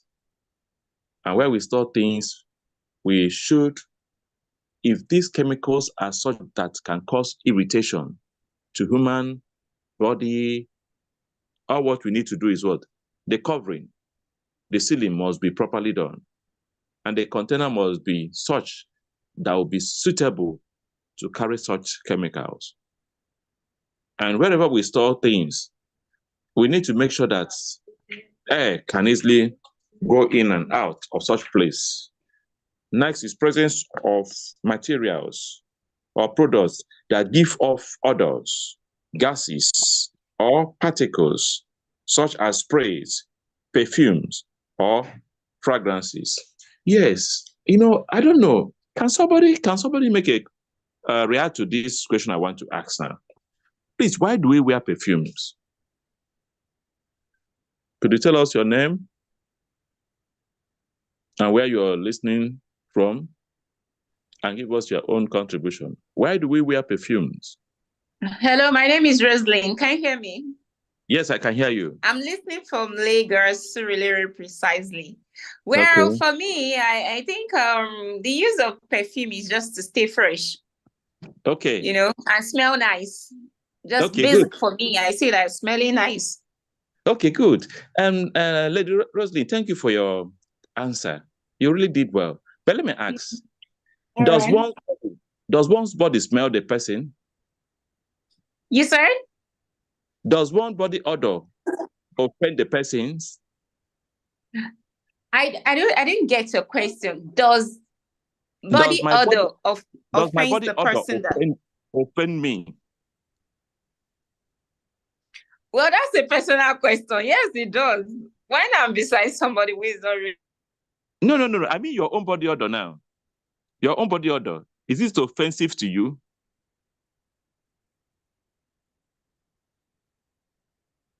Hello? Okay. Maybe network. Precisely, yes, she answers Maybe I correctly. should help you out with that question. Okay. Hello? Please. Yeah, I'm hearing you. On the average, some people don't even know they have body odor. Good. So it can't even be. So what you don't know about, how can you find out that being offensive? Because you don't even know you have it. Good. You So understand? It's rare for people to know they have body odor. good. So that means my body odor is not offensive to me. And your own body odor is equally not offensive Most to you. likely. Most likely. Good. Please, who is speaking? This is Sandra. Oh, Sandra, thank you very much. Now, so what happened now is this, psychologically, we wear perfume because of other people. If you look at it. And so when we wear perfumes, that the scents the scents or the fragrances are so harsh, then we're not getting it right. So yes, it makes us to smell nice, but at the same time, we need to consider the people who use that environment. I've been in a in a classroom environment where after short break, a student came to school with perfume, and the student sprayed the perfume profusely on herself and shared with her friend. A student, after break, entered into the classroom. That student has asthma. The student had attack. It was a severe thing. So whenever we are to wear perfume to go to public places, how much more to a classroom environment? Please, let us wear perfume that the fragrances are mild because of the learners and because of others. Have I communicated?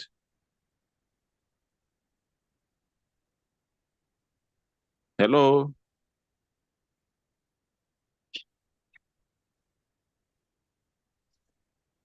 Okay. Am I being heard?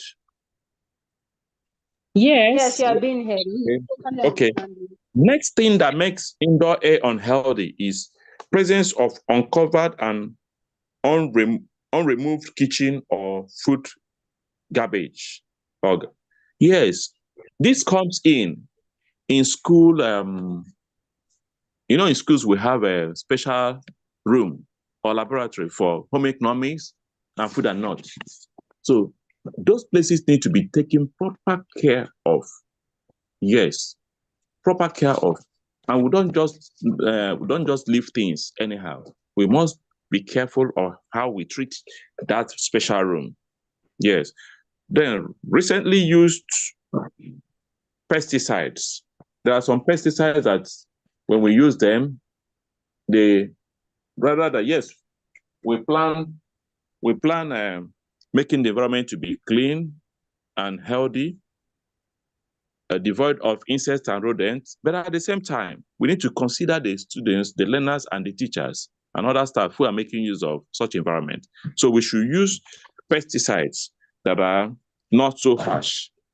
Next is presence of pets or other animals indoors. Some of us at times, we keep our pets indoors. And some of these pets, the outcome from their system, their body.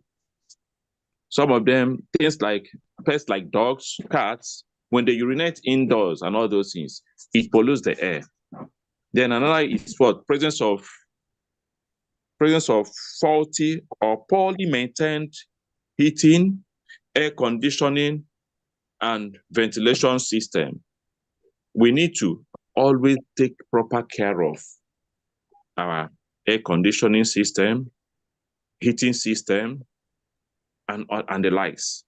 I don't know whether anybody has had an encounter or experience where the gas container of air conditioner or refrigerator exploded.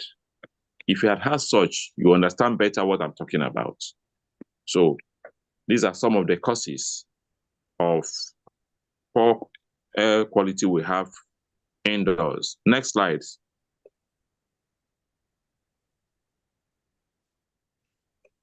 Yes, strategies for improving air quality, or how one can protect himself from indoor air pollution. So one of the strategies is what? Ventilation. So ensure proper ventilation systems and regular maintenance for optimal air circulation. Part of the ways we make sure that the air quality is okay is ventilation. How do we have good ventilation? Yes, we discovered that the building structure we normally use at times, specialists, architects, civil engineers, other engineers who work in buildings, in designing the building, at times we don't contact them. And so we don't take, particularly public building, in particular schools building, we must consider the ventilation before construction will start. And so one of the things I discovered, because I had to consult experts in this area, when you're building public building, what we normally do is what? After DPC means damp-proof course. After DPC, we have 4 coaches of block before the window level. And when we have 4 to 5 coaches of block before the window level, then the window comes. And you then now discover when you build things, that's the normal thing we build. But in modern construction now, what happens is this: 3 coaches of blocks. If you have not constructed your building, your public building, your classroom buildings, you are still planning to build, put 3 coaches of blocks before the window level. Why? When you put 4 coaches of block, the air that enters through the window will just circulate, and the power affects you, will touch you from your neck upwards. But if it is 3 coaches of blocks, while seated, it will start affecting you, refreshing you from your chest region. Yes. And what happens again? How do we place our windows? How do we place our windows? Windows are meant to be placed in a kind of L shape. If you put it window on, when you're entering the classroom, the window should be at your left hand or right hand, then opposite you. When you have windows like that, what happens is that when air enters the air rotates 360 degrees before it goes out. Any air that comes from outside enters there, rotates 360 degrees before going out. Then when you just have window in direct opposite directions, what happens? Most air, when they enter from one side, they will go out from the other side. They will not circulate. In the course of the air circulating there, if there are some bad air there, it will equally do what? Join the air and it will go out. Then another thing is, when do we consider the lighting? The lights. The lightings of a building, classroom building, becomes better when the building is higher than normal residential building. In fact, the larger the size of the building, the higher it should be. The larger the size of the building, the more the windows you put to that particular building. If you are building a building that will contain, a classroom that will contain 30 students or learners, then put more windows. If you do not put more windows, make sure that the windows you are going to put there are going to be what? Wide enough. Hello? We're here, we're following. Okay. Then another thing is what?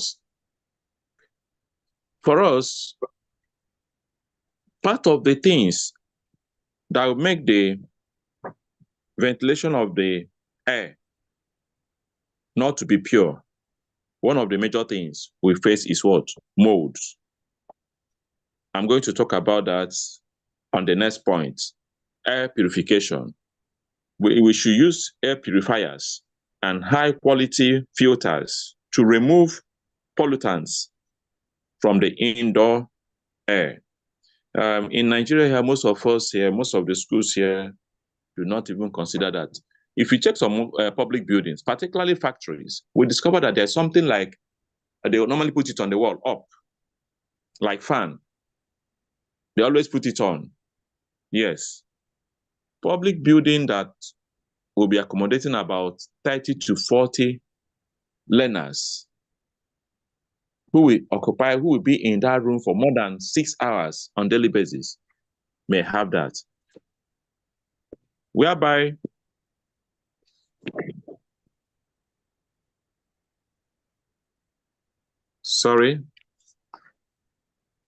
whereby we are not using that, automatically, we must, as much as possible, try and make sure that we have enough window in that place. And so, another thing that purifies air is, even without having that, in addition to enough windows, another thing is what? Making sure that the foundation is properly done. How do we do that? I need us to really listen to this. You know, the standard of DPC means damp proof course. From foundation, after digging the foundation, and when you get to that level where you do what is called German floor, that is what is called DPC. At DPC level, before the German floor, what needs to be done is what? Black nylon needs to be spread.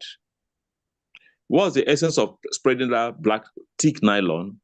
The essence is this: it stops moisture that will be coming from the ground to the building. When you put that black thick nylon, it prevents the moisture from the ground on the wall. And if that is not done, when it is not done, that is why in most buildings, you discover that after the floor, you discover that the paint normally peel. You touch it, the wall is always cold. You keep something very close to it. Next thing is what? It becomes damp. And next thing you start seeing mold. And any environment, any classroom where you are having things like that, watch the pupils there, watch the learners there, watch the adults there. They always have respiratory issue. So we need to work on that. The question may be, what of the schools that are already built? Yes, there are remedial things that could be done. Some of the remedial things will be, one, is to screed the plaster. You peel it off, then after peeling it off, there's a cement called water resistant cement.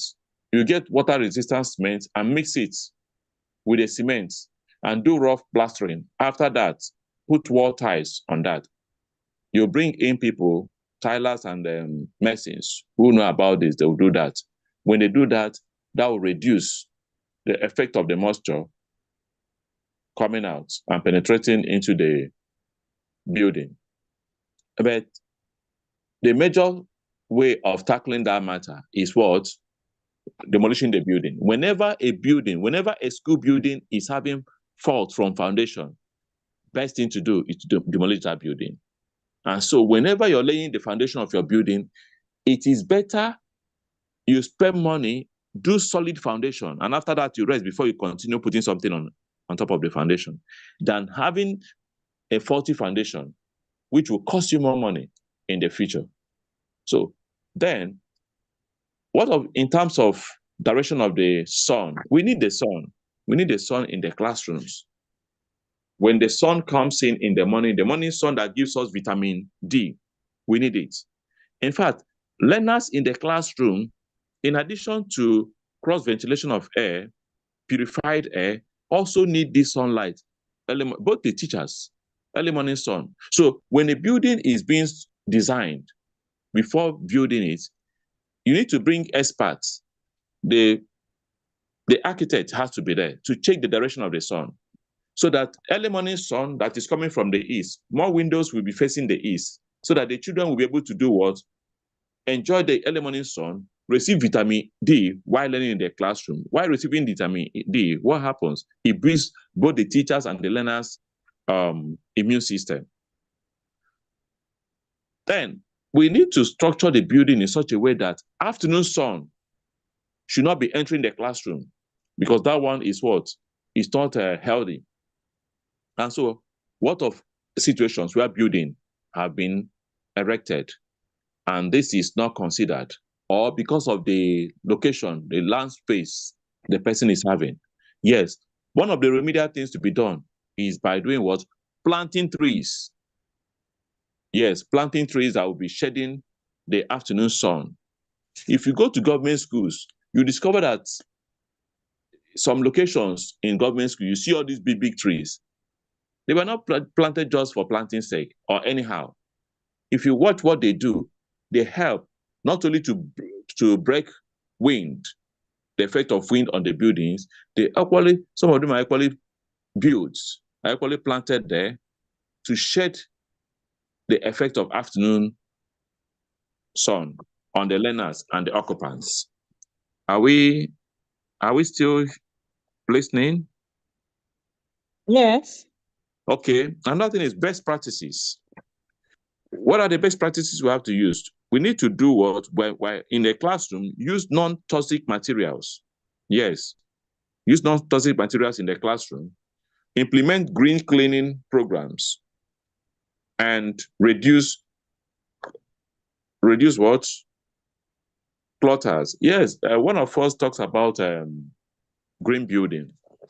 That is what everybody needs to be looking towards. Try as much as possible to see how you're going to be environmental friendly in your building and your school environment. That will help you to reduce costs. That will equally help people to live healthy life. Learners will be healthy, teachers will be healthy, and everybody in the class, in the environment will be healthy. Next strategy is what? Clean and repair roof gutters regularly. Because the moment the roof starts leaking, water will start dripping inside the classroom. The wood used in roofing the house will be affected by water, and the wood will start growing mold, thereby affecting the lifespan of the building.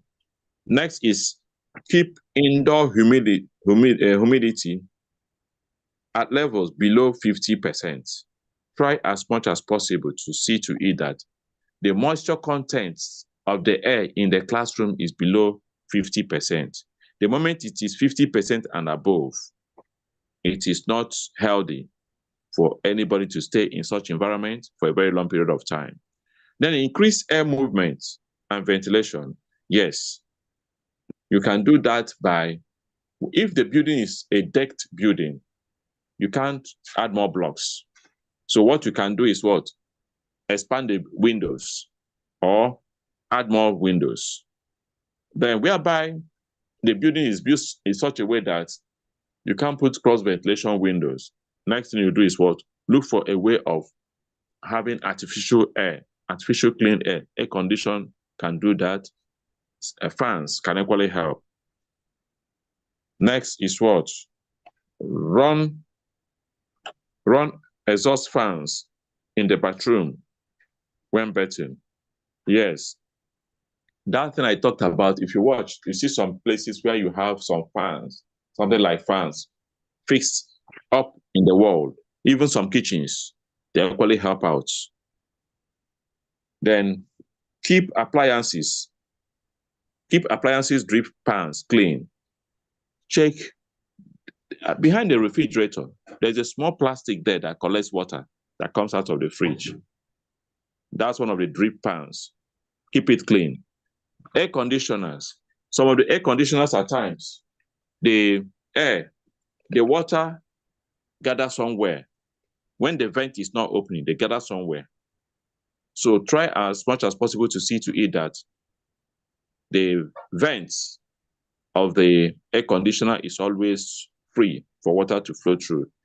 Be sure downpours are directed away from the building. Yes, downpours are after the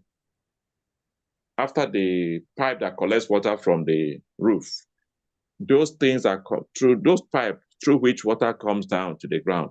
Please make sure they are properly channeled so that they will not be allowing water to settle at the foot of the building, thereby making the blocks to absorb water from outside to inside.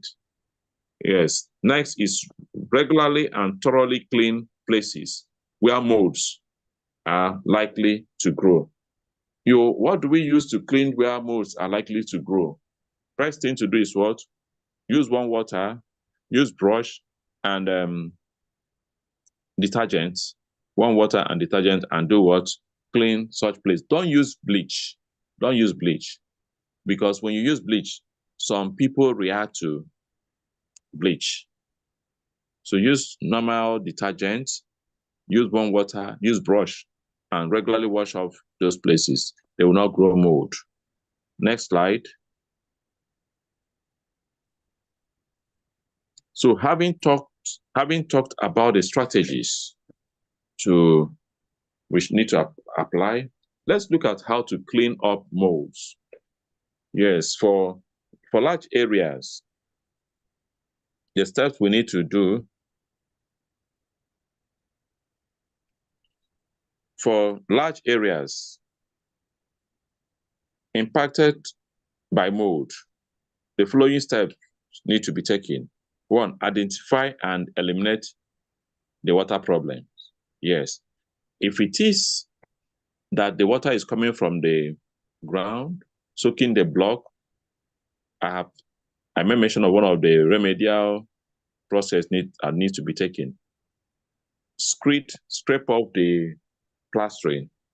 Use waterproof cement and normal cement. They will mix it together. Do rough plastering on the wall, and then put wall ties. That will help to reduce that. Then determine the extent of the problem. Yes, you must determine the extent of that problem. That will equally help. Then remove, clean, or discard affected materials.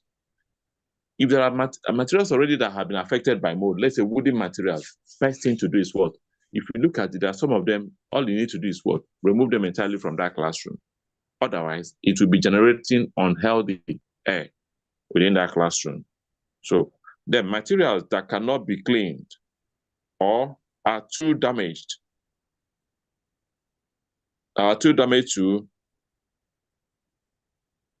to raise should be what? Discarded. It's not a must, you must have everything in the classroom. When you see it to it that this material, I need to discard it, please discard it. Then, at minimum, wear an N95 mask that's available at hardware stores. You can see that are available at hardware stores. Disposable gloves and Google during cleanup. We need to know that the cleaners that work in our schools, school environment are human beings. We need to encourage them to always wear masks while sweeping and others. While staying in special rooms like chemistry lab, we need to wear masks, particularly when we are to carry out some experiments with some of these chemicals. We need to wear masks. Then, if water build up was caused by sewage, floods, or other contaminated water, call for professionals. If you're not a professional, don't go to handle the issue of sewage, spillage, or flooding, or other contaminated waters. Call experts, call professionals. They will help you out, and do it in such a way that after doing it, you save costs, the health of the occupants will be guaranteed. Next slide. These are some of the collaborative approaches to be taken. Yes. One is collaboration.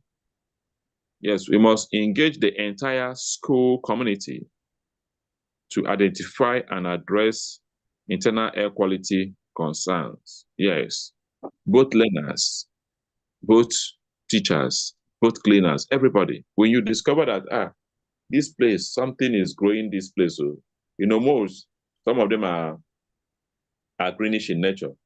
Then all of them are fungi, both mold and mildew, they are fungi. Draw the attention of the necessary appropriate authority so that necessary actions will be taken. Education is another collaborative approach to this. So we must provide ongoing training and awareness programs for staff and students. Everybody needs to be trained on how to do what, make sure that the indoor air quality we have, and even outdoor air quality we enjoy in our school environment, that they are healthy for everybody. Advocacy is another collaborative approach. So engaging teachers to advocate for better indoor air quality policies and funding. For us to enjoy good indoor air qualities, it needs money. It's not free of charge. Yes, whether remedial processes, strategies are to be taken, or permanent strategies are to be taken, it requires funding. And when the necessary things are done, also, policies need to be put in place to maintain them, so that not after enjoying good air quality, then we'll go back to status quo. Next slide. Okay. In conclusion, understanding the importance and the impact of indoor air quality on the entire educational system will make each stakeholder to give it all required attention and support. I know maybe before now, some of the things I said are reminders to us, some of us who know. And some of the things I said now are things we have not considered important before. But now that we know what happened, all hands are to be on deck. We are to give it required attention and support. Now that we know, we may have found out now that some of the things we suffer at times may be likely because of poor indoor air quality. So thank you all for listening. Next slide. Thank you so much. Thank you. So thank you. Questions and contributions.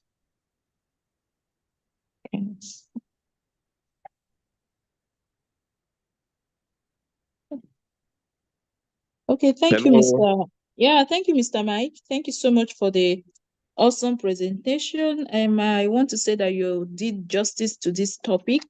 I will also want to make a comment, when you talked about the perfume. And I want to say that, yes, that aspect is a very, is a very important aspect that so many proprietors and proprietresses, they actually neglect it, especially when we are talking about the early years. Okay, yes. That's the nursery section. In fact, I know a school in Lagos State, Nigeria, that once you are coming into the school, okay, you have your locker. So you lock your bag, everything you bring to school, you lock it up there. Okay, you don't use perfume. Of course, you must have used your perfume from home, you know, when you are dressing, you spread your perf and everything before you can come into the classroom, into the school premises. It has already, you know, like you said, people are applying harsh perfumes before you could get to school, before you could even start. At least the harshness will reduce. Okay. We reduce, yes. So such schools, they don't even allow you to use such perfumes, even drugs, even medicine, you know, even for you to take medicine, because the kids are watching you. They are seeing what you're putting in your mouth. So if you want to do that, you have to excuse yourself to the bathroom and all that. Okay. That's taking of the medicine, yes. For the because the children, if you leave it in their presence, you might just be engaged with other things. They might just take one there and put in their mouth, you know. So I think that proprietors and proprietresses, they should actually also, you know, pay attention to all these little details. Okay, because like you said, we have asthmatic patients, though of course some schools will ask you before you come in if your child is asthmatic and all that. Yet some parents, you know, deny it. They feel like, my child has outgrown it and all that, you know. But it's actually very vital, and make sure that parents sign on all those documents that, you know, to actually save your school, that a particular child, you know, it doesn't have this. And then of course doctor's report is very important. That's why every child in a school has doctor's report folder. Thank you so much. I guess this is my own contribution, my own comments to your presentation. Thank you. Thank you very much. Thank you. Any more? Okay, in absence of any other one, I take a bow and thank you all for listening once again. Okay, thank you. So we are calling upon the next speaker. I'm going to invite the next speaker, Sandra Oparanko. Sandra, please, are you ready to take the floor? Yes, I am. What am I saying? Okay, thank you. All right, V, I'll send you my slide so you can help me share it, because I've not been able to connect using my laptop, so it's going to be a bit challenging for me to do that now. So I'm sending to you via WhatsApp so that you can help me share the slides. Good evening, everyone. Good evening, Lady Sandra. My name is Sandra. Yeah, and then I'm so grateful to be a part of the 3rd edition of Voice of Teachers Conference. And the conference has been impactful. You know, here we share best practices. And the theme for this year is really, you know, something I'm very passionate about, you know, sustainability. I'm passionate about not just the world we live. I'm passionate not just about teaching, but the world we live in. How can we sustain this world? You know, because so many practices we are seeing going on today, we are thinking, are people really thinking? You know, so this is a topic I'm really passionate about. This is a topic, you know, I'm happy to be a speaker on. And so today I'm going to be speaking on the topic. VM sent it to you, but it hasn't delivered. I'm really afraid it delivers, so you can help me share. But I'll just go until you are able to receive it. Okay. V, are you there? Yes, I haven't seen it. Hello, Vivian.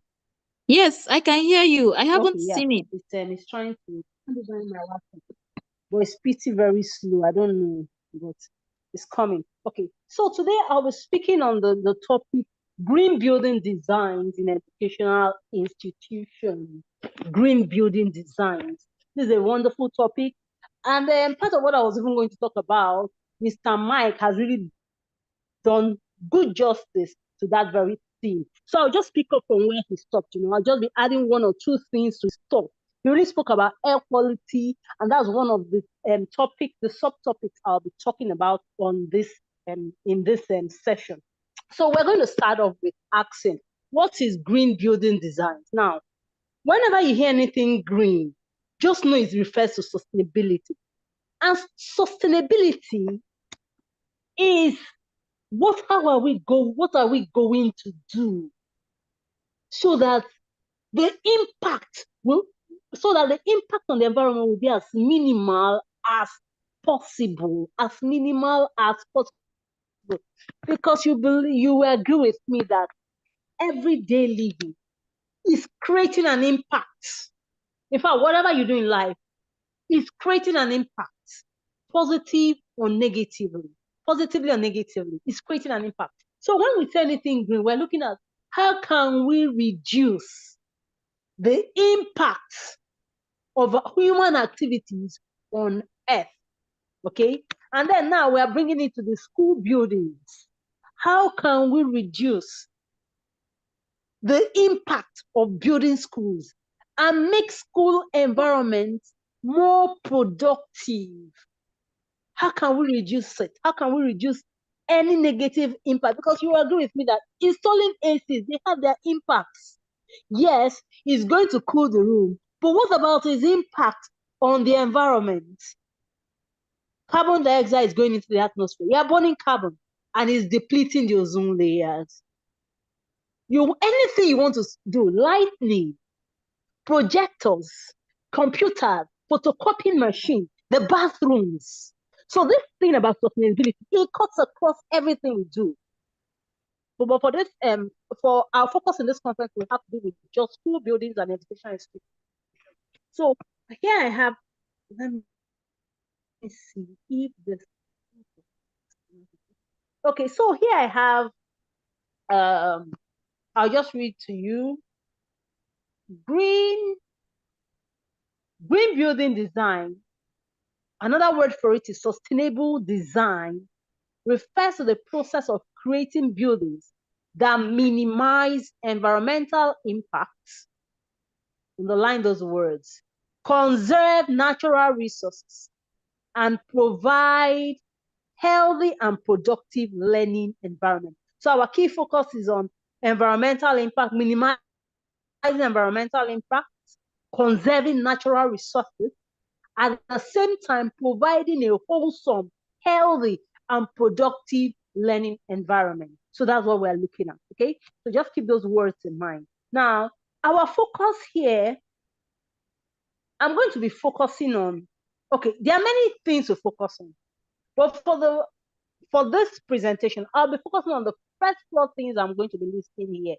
So the first 4 things I'll be listing here are improved indoor air quality, energy efficiency. You will agree with me that we need energy to run a school. Any school, any educational institution, you need energy.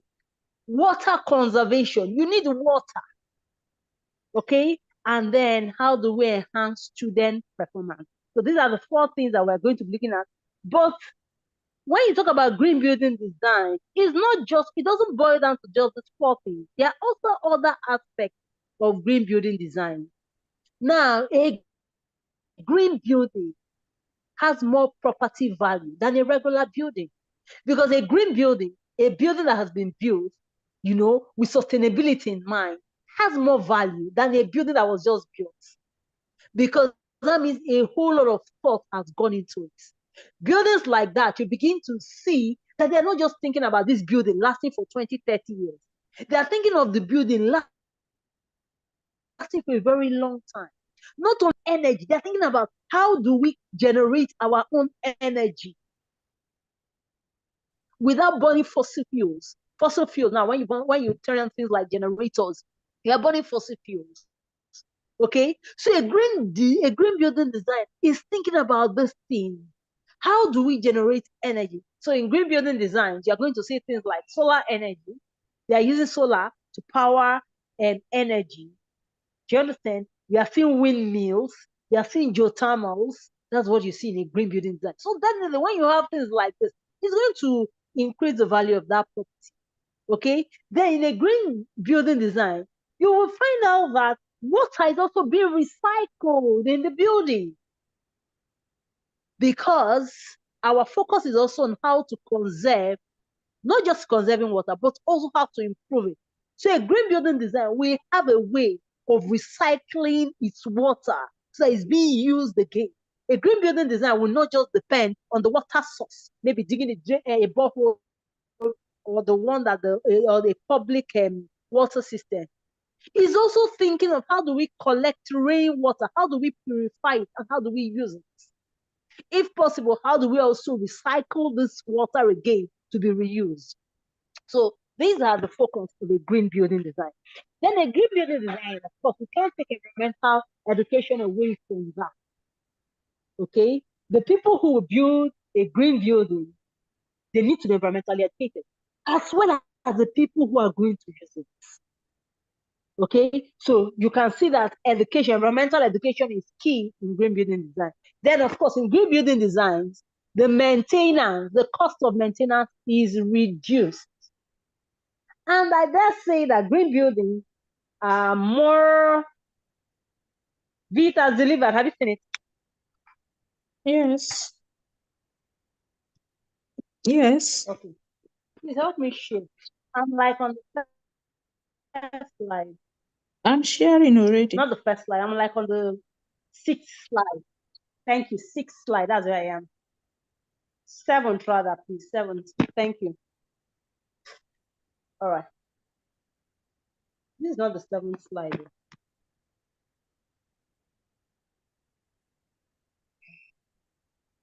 Okay. So, and then you have the cost of maintenance for a green building reduced. And finally, and definitely, green buildings are more beautiful than just ordinary buildings. Okay. Having said this, I'll proceed to my 8th slide. I'm on the 8th slide now. So let's look at indoor air quality in green building design. Why indoor air quality in educational institutions? Is it important? Why should we even be wasting our time on this? Now, air quality is very, very important. Extremely important.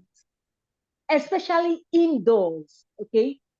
Because, like Mr. Mike said, the children spend a lot of time, up to 80% of their time indoors. Not just the children, even the teachers, okay?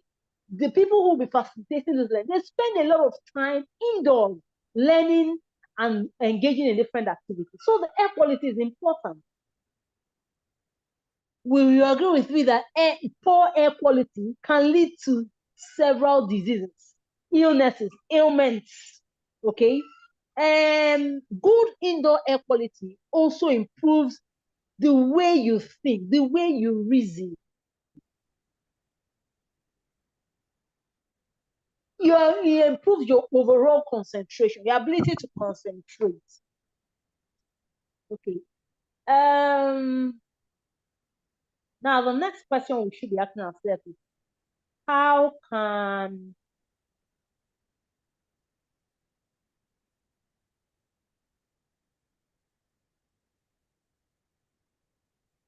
the next question we want to ask ourselves, how can indoor air quality be improved in an educational green building design?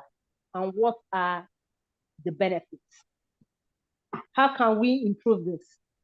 Number one, I'm an advocate of education, learning, teaching, and everything, because I believe that the bedrock of any foundation lies in education. For me, the first thing and the most important thing is to educate stakeholders about the indoor air quality. It must be a part of the curriculum. That awareness must be there. Everybody must know why, must know what it means.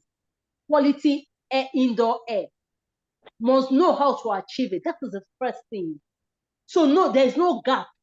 So that when certain policies are taken, people are not wondering, oh, why is this? Now, in the school where I work, a good part of last term, okay, we adopted a strategy because the weather in this part of the country, or in this part of the world, we have a tropical climate. And in the morning, we find out that it's a bit cooler than noon and, towards noon. So we adopted a strategy out of necessity. And for me, what I was thinking was, oh, this is good. This is sustainable. This will lead to sustainability of the environment. We adopted a strategy where we leave the windows open in the early hours of the morning, okay? So maybe from when we resume till about 9, 10, we don't use ACs. We just use fans. Do you understand? So this strategy, for me, it will improve the quality of the air in the room, in the classroom, because then you have cross ventilation. This idea of having ACs on all day. I've seen people who don't open their windows. And you will agree with me that when you don't have natural air, when you don't have the opportunity of inhaling natural air, that's when you begin to see so many things, so many ailments, common cold, flu, and all of that. Okay? And then when you have the same air circulating in the room, the next day, because the windows are closed, the next day you come again, the same air is circulating. There's no opportunity of the air in the room going out and fresh one coming in. I don't think that's healthy. It's not even healthy. Okay? So the first thing we have to do is, so when you have a policy like this, in the early hours of the morning, leave the windows open. Everybody should know about that. Everybody should know why that is important. So you don't see one child or a student come in the morning, and because they are used to ACs in their home, many people don't ever turn off. They don't ever open their windows. Even their cars, when you see them, their windows are always wound up. They don't wind it down at any point of the day. So you have to educate these students and the staff alike that this is the reason why we should engage in this practice. Okay, so education is very important. You get everybody's buy-in, everybody is involved, everybody knows what is going on. Nobody's left in the dark. Okay, so with that, before you'll be able to implement and succeed in any other policy that has to do with green building design. So the first thing I've said here is education. You have to educate the stakeholders, students, teachers, nannies, janitors, everybody. You have to get their buy-in into this. Then the next step, when we talk about indoor air quality, now we're talking about, remember that, let's go back to our topic. We're looking at how we can use the aim. We're looking at how green building design is referring to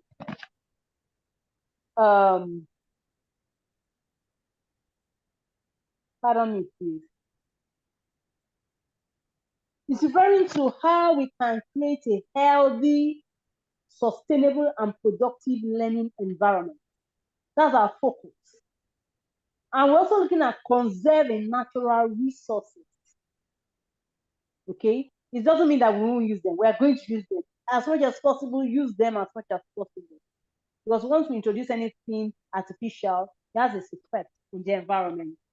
Let's have that behind our mind. So another way, after educating everybody, getting everybody's buy-in, something else that is of importance is that to improve air quality, you have to now look at plants. You have to incorporate plants into the environment, into the learning environment, into the building. And there are many ways you can do that. Okay, incorporating plants, this plant, they will help. Like we all know, plants give out oxygen and they take in carbon dioxide. So you can see that recycling going on. Okay, so when we breathe out carbon dioxide, the plant, that's what they need. And then they release oxygen to us. So this will definitely improve the indoor air quality. So we need plants inside the classroom, placed at strategic position. Something else we also need to do, we also have to come up with policies. Policies like no idling vehicles on the school ground. Now, what is idling vehicles? You don't leave a car running. Maybe, let me just park at the foyer, let me quickly rush into the section and pick up something. No, that shouldn't be allowed. There should be a policy that no car should be left idling on the school ground. is any car that is on should be moving, not stationary. Okay, so that policy also will help improve air quality, indoor air quality, because definitely the indoor air quality we're talking about is coming from the outside. Okay, and remember that if you leave vehicles on, most vehicles run on fossil fuels, and when they run on fossil fuels, they are releasing chemicals into the atmosphere that are harmful and destructive.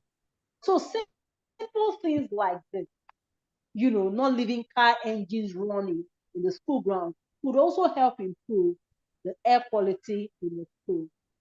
Then the third thing I want to talk about air quality is natural ventilation.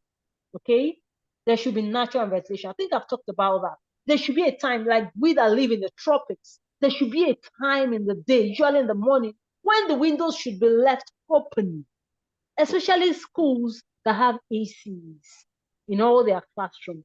Okay, there should be a time in the day when the windows should be left open for air to come in. And this has a lot to do with how purpose-built the building is.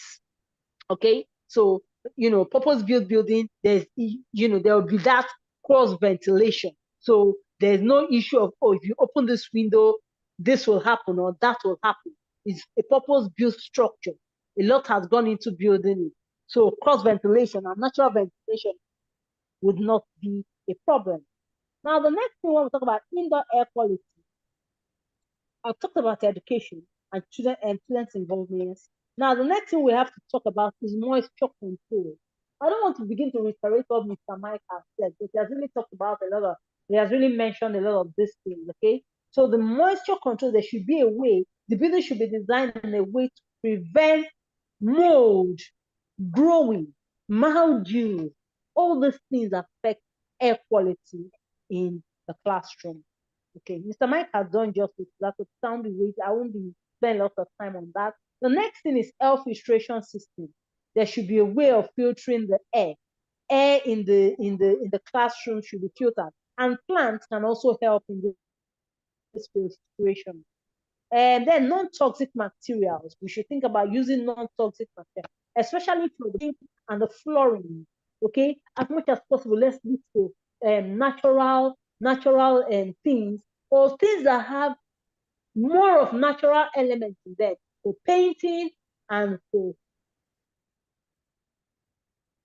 flooring. Okay, that will also help the air, the indoor air quality.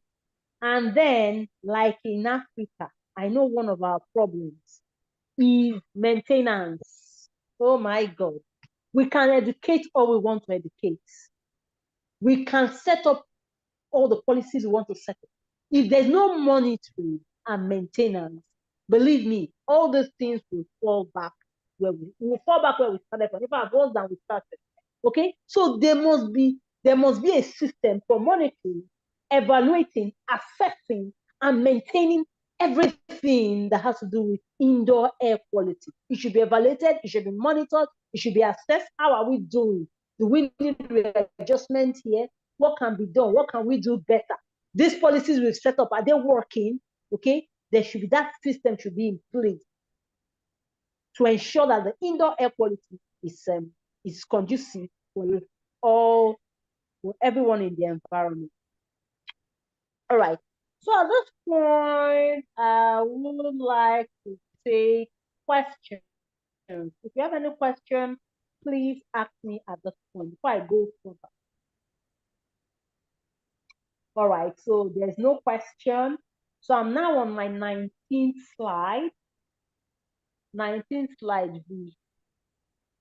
I hope everybody can hear me. I'm audible enough. I'm not going too fast. I'm not going too slow. Yes, Lady Sandra. Yes, Lady Sandra. Yeah, okay. All right, so let me go. So the next thing I want to talk about is, how do we incorporate plants? Out of everything I've said, I've just chosen plants. How do we incorporate it? Natural plants to improve air quality in the classroom. So I'm going to just look at this. You know, I'm still talking about air quality, but now we're looking at how do we incorporate plants? Which plants should we even use in the first place? I'm on the 20th slide. So the first step, if you want to incorporate plants into your green building design, is that you have to choose the right plants. Okay? Some plants are better than the others in improving air quality. And also, you know, improving air quality has to do with two things. Bringing oxygen and then filtering the air in the classroom, or you know, in the rooms, in the school building. So the first is to choose the right plant. Choose the right plant. Now, lemongrass and aloe vera are brilliant plants to use, okay? Because of where we find ourselves. And they're easily available in the tropics, lemongrass and aloe vera. We have other plants like spider plants, snake plants, peach lilies, etc. So the first step in improving air quality, indoor air quality, you know, how to incorporate plants is choosing the right plant. Then after you have chosen the right plant, the next thing you have to consider is where do you place these plants? Okay, there are many reasons for where you are going to place the plant, where you're going to position the plant, so you can get the best benefit. Now, you have to think about air circulation, and you're also going to have to think about that plant so that the plant will not die. Remember, plants need sunlight. Okay, so if you are going to place it in a strategic position so that the plant can be productive, and you know, and then do the tasks while you brought it in. You have to place it in a strategic position. You can't afford to place it anywhere. And what do? You have to place plants in places where air circulation is poor or where pollutants are mostly concentrated. And where do you find pollutants many times? Near printers, near photocopy machines, in bathrooms, kitchens, around furniture, carpets, and all of that. So you have to think about where to place this plant strategically so that it can filter all those pollutants. Okay, instead of the pollutants going into the atmosphere and remaining in the air in the room, the plant's duty is now to take out those pollutants. The next thing is that you must maintain your plants. Yes, if the plant is going to serve you, you must maintain it. Okay, it needs sunlight. Remember about that. You have to put it where it can have sunlight. You need to give it adequate water it as often as possible, and sufficient light. And you have to prune it from time to time. Okay, prune it, shape it, and when you need to repot it or replant it, you also need to put that into consideration. Now, you can use a variety of plants. Don't just use one plant, okay? Because plants have different specialties, different things they are good in. So you can mix aloe vera with lemongrass, or snake plant, and peach lily. So don't just use one particular plant. Then another way that you can incorporate plants into the green building to improve the air quality is that you can create a living wall. Okay, a living wall is like a wall where the plant begins to form a trellis. You know, they climb on it. So that will add to the aesthetic of the room, and also it will also help in improving the air quality in the room. And then finally, when you have done all of this, you have to also monitor the effectiveness of what you have done, of incorporating the plant. Is it effective? Is it doing what you are wanting to do? Is it in the way of the copying machine? Is it hindering people from getting into the bathroom? You must monitor it. And then after monitoring, you adjust adequately. Now, you know, having plants indoors, brilliant, beautiful idea. But when it's in the way of you achieving the aim, then I don't think it should be there. Okay, it's something that you have to do away with, or you find another way of, you know, incorporating plants into the classroom. All right, All right. Before I go on, I want to ask, do you have any question? I have a question. This is your time, please. Okay, nobody has a question. Wow. Okay, so let me go on. Can I go on? Hello, Yes, am I still yes, in Lady here? Am Sandra. I gone? Yes, Lady Sandra, you can go on. Okay, thank you, sir. Okay.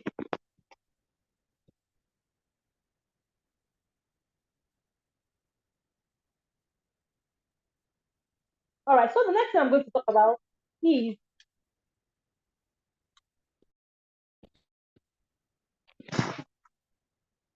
energy efficiency.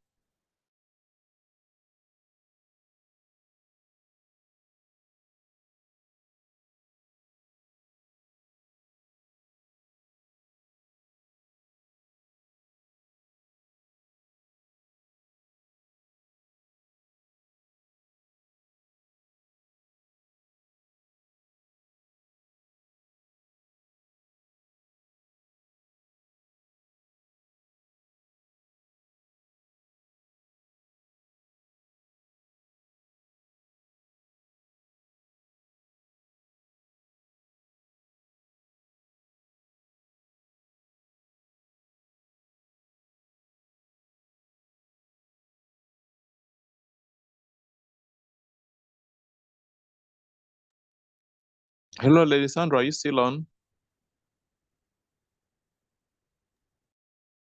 So I didn't know I was muted, and I was thinking, oh my God, and I just realized I was muted now. Thank you so much. So now we're talking about energy efficiency. That's the next thing I'm talking about. Okay. And when we talk about energy efficiency, we are trying to look at how can we minimize the amount of energy required in a building. You know, you will need energy for a lot of things: to power the projector, to power the laptops, lighting systems, ACs. And many times when we, whenever you talk about energy, one thing is key. Well, you will burn fossil fuel, one way or the other. You will release pollutants that will affect the atmosphere. In fact, it's almost impossible to do that. Whatever appliance you're using, fridges, refrigerators, televisions, lights, bulbs, everything, they release carbon monoxide into the atmosphere, and these chemicals are harmful to the atmosphere. And the more this is being released, of course, we can't sustain this earth we live in. Okay, so when we talk about energy efficiency, we're looking at how can we minimize the amount of energy required in a building. How can we reduce it? How can we reduce it? When we operate, instead of operating the generating system, the generators, many schools, many education institutions, they use this very big one. Okay, I don't know any educational institution that uses a small generator. It's not possible, especially in Nigeria, where power supply is really epileptic. So how can we reduce it? How can we take away the idea of people using to the barest minimum? It's not as if we won't use, but we cut down as much as possible. Okay, especially the energy to the barest minimum. So that's the focus here. So, and why is it important? When you reduce energy, when you have educational buildings, green designs in educational buildings, it reduces energy consumption. I'm on the next slide, Vivian.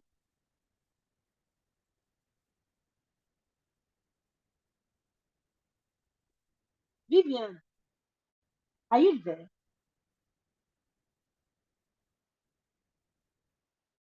Am I out?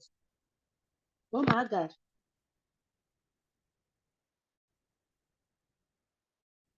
Yes, Lady Sandra. Am I out of the meeting? No, no, no. Okay, V, please go to the next slide. I'm out of this slide. So we're looking at benefits benefits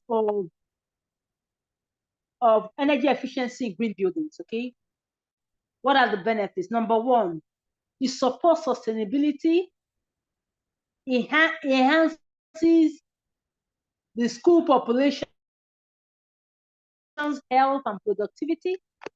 It minimizes environmental impact, most importantly, and carbon footprints. And it also reduces energy costs for this education institution because of their costs, energy costs. So what then do we do? How do we go about ensuring that the green building is energy efficient?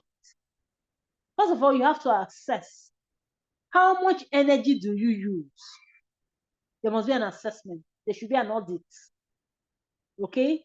Conduct an energy audit. It's not only financial audit that should be conducted. There should also be energy audits. Okay? How much on a typical school day? How much energy do you consume? That should be taken into consideration. Then begin to think of ways to maximize natural light. For instance, but this should have for this to be possible, the building should have taken this into consideration. Natural light, okay, where the sunlight is coming in directly into the class without anything obscuring or hiding it. So you won't need, not really sunlight, natural light rather. So you won't need an extra lighting, like turning on the bulbs and other lighting system. You can just depend on natural light to carry out the activity, on a regular day in the school. Okay, so you have to think about that. Then something else you have to also think about to achieve energy efficiency. You need to select energy efficient and energy storage systems like energy bulbs. Instead of using the regular fluorescent and all of that, opt for energy bulbs, okay? And the plumbing system too. Look at it. Ensure that it has high efficiency. Then also think of incorporating renewable energy sources into your energy system, like solar system, geothermals, the windmills. These are renewable sources of energy. So you should also think of incorporating them. And then when you store energy, think of using batteries to store energy so that on them you don't have to turn on things like generator. Or when you turn on the generator, use them to recharge those batteries. So there will be days when you won't need to turn on the generator. You just rely on the one you stored up. Or if power supply comes, the PHCN source of power, when it comes on, use them to recharge batteries, use them to store energy, so that there will be on the days where there is where PHCN does not provide power, you don't have to use the generator. Instead, you depend on the battery. Now, why is are batteries for storing energy better than generators? Generators, like I've said several times, when you turn on generators, you are burning fossil fuels. And fossil fuels, they emit pollutants into the atmosphere. And these pollutants, of course, they are increasing how unsustainable the earth will be. And of course, even the school. There's so many other things to do, natural light harvesting and all of that. Then for those that live in temperate regions, insulate and seal the building. Okay, if it's properly insulated, you don't really have to turn on the heating system, because it's properly insulated. And there are many things that you can use to insulate the building. For instance, bricks. Okay, I think they are better insulators than wood. Unlike we that live in the tropics, you can use wood to build, because there's so much heat and we need heat to go out, right? Then something else we need to do when we talk about this is you also have to install energy efficient windows and implement energy management systems. Okay, there should be a system for managing.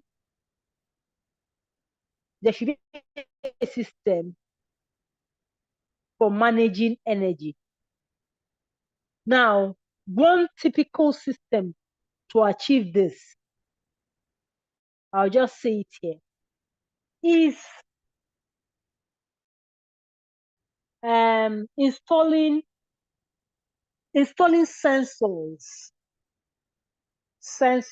Okay? Yes. For instance, in the lighting system, sensors can be installed. For instance, when you come into a room, the room lights up. Or when you go into the bathroom lights up. When you leave, the light goes off. So there's no issue of, oh, I forgot to turn off the light. Do you understand? So sensors, they're already doing that. When you come in, light comes on. When you leave, the light goes off. Okay? So that's a way to manage energy in green buildings. All right.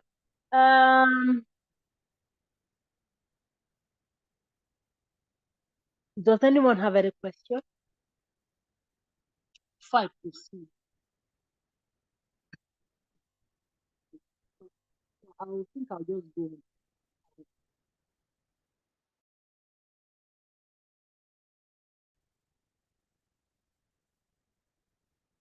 So let's look at the benefits.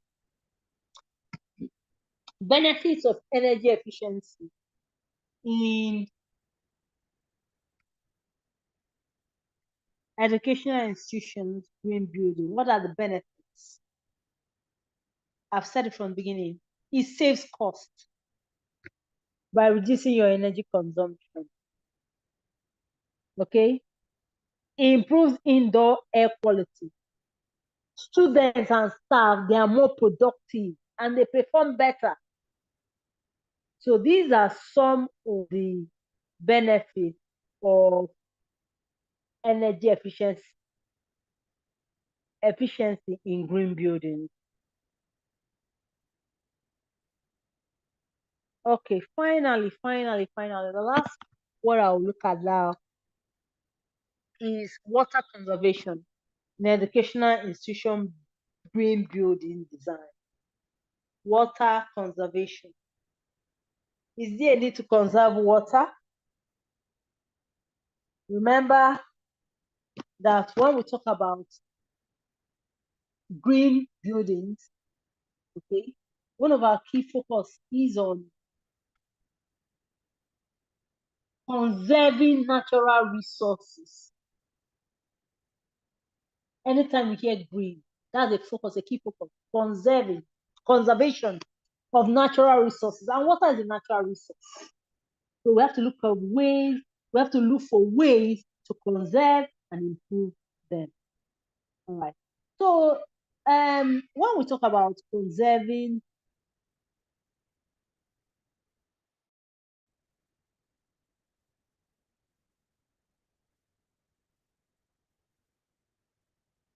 when we look at water conservation, we want to see the benefits.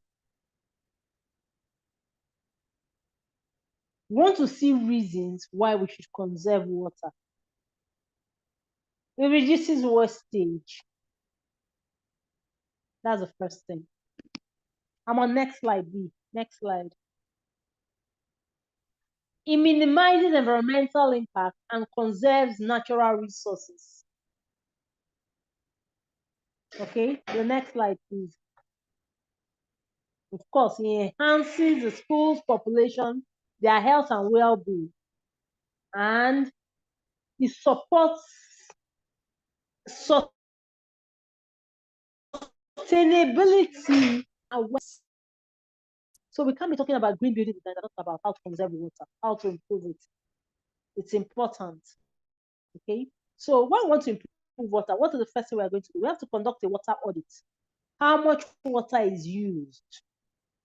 Where do we use the most water in the green buildings? Okay.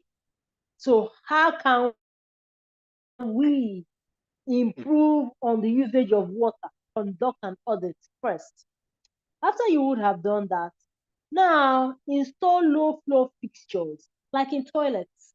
You don't need the same amount of water to flush urine and feces. Okay, you need less water to flush urine. So put faucet, this low flow faucet, those ones that have those toilets now that have two faucets. One brings out very little water, the other one brings out quite large larger amount of water. So that should be installed. Okay, and then the school population should also be educated so that they know when to use which faucets. Very important. And you can also include sensors like in wash hand basins. They leave the tap flowing. Now imagine a weekend where the tap has been left on. By the time school resumes on Monday, there will be no water left in the school. Why? Because one child did not pay attention to turn off the tap. But when you put sensors, okay, in wash hand basins, when you get there to wash your hands, the water comes on.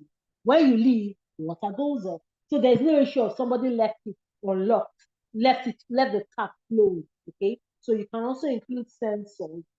That will also help to conserve water. And there should also be a system for harvesting rainwater. Rainwater could be used for flushing toilets, could be used for the washing machine, and other many other things, cleaning the floors and all of that. Okay, so that should also be considered when you think of improving and conserving water.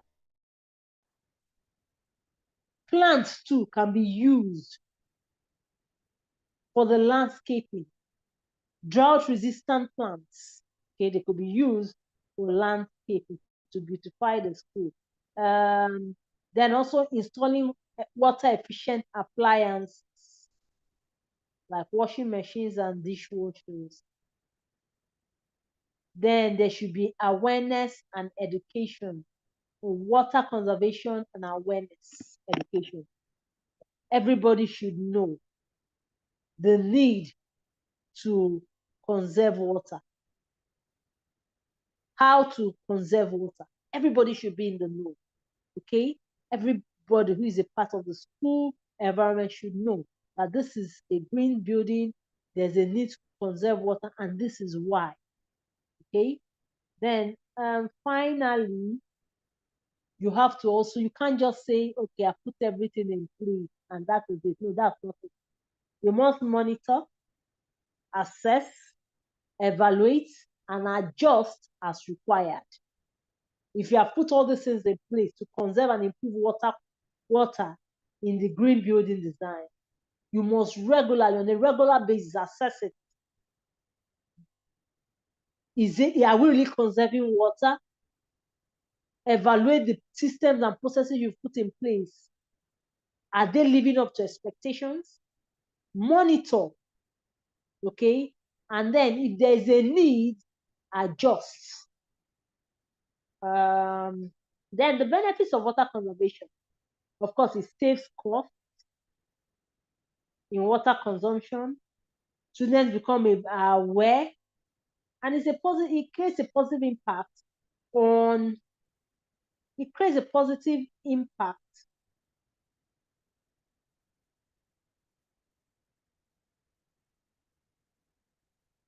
on the environment and the community. The impact on the environment cannot be overemphasized. Okay, most importantly.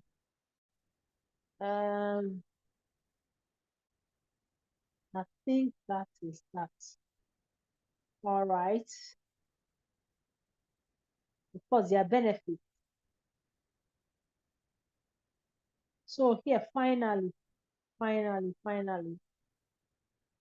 Does anyone have any question? Please ask me.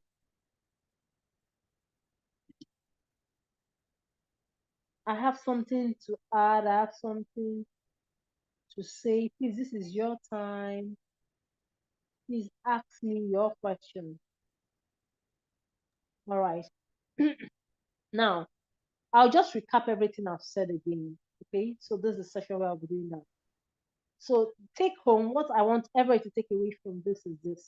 Green building, which is also called sustainable design, is the process of creating buildings that minimize environmental impact, conserve natural resources, and provide healthy and productive, wholesome learning environments. Okay? And then what are the benefits of green building design? Improved indoor air quality, okay, reduces students and staff exposure to pollutants and allergies. Energy, it makes the building energy efficient, saves energy and operating costs, reduces water consumption and lowers utility bills, enhances students' performance because they're exposed to natural light, ventilation, comfortable temperature. This improves their focus and productivity. Then, furthermore, it increases the value of the property. Green buildings are buildings that have been built with a lot of detail, with a lot of attention to detail. So a green building would definitely have more value than a regular building. Then when you have green buildings, it's also an opportunity to incorporate environmental education. We can't talk about sustainability without talking about environmental education, because what are we sustaining? Is the environment we're talking about. Okay, the world we live in, the earth we live in. Finally, it also reduces maintenance costs. The cost of maintaining that building is reduced if it's a green building. And then I think I should say finally, also adds the aesthetics of the building. Of course, green buildings are usually more beautiful than regular buildings. Thank you so much all for your time. You may ask me if you have additional questions. This is your time. I'm done.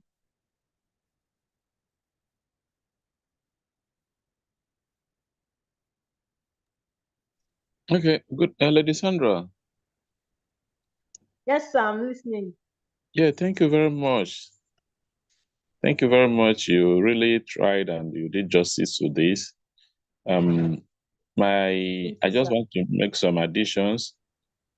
You know, in the course of making my presentation, I didn't talk about, I skipped some things like, which I thank God you mentioned them. You covered those places, like the indoor plants. Okay. Yes, Yeah. indoor plants is quite needful for improvement of indoor air quality, as you had rightly said. Air quality. You know, this snake plant, cactus, and there's this plant they call rubber plant. They are really nice. That snake plant is so effective in absorbing bad airs in the inside. And one thing about some of these plants, the way nature made them, they can survive without sunlight. Yes, you know, I pick interest in, you know, I actually talk about I'm a farmer. So, but some years back, I started picking interest in plants, in flowers. So I started studying about flowers.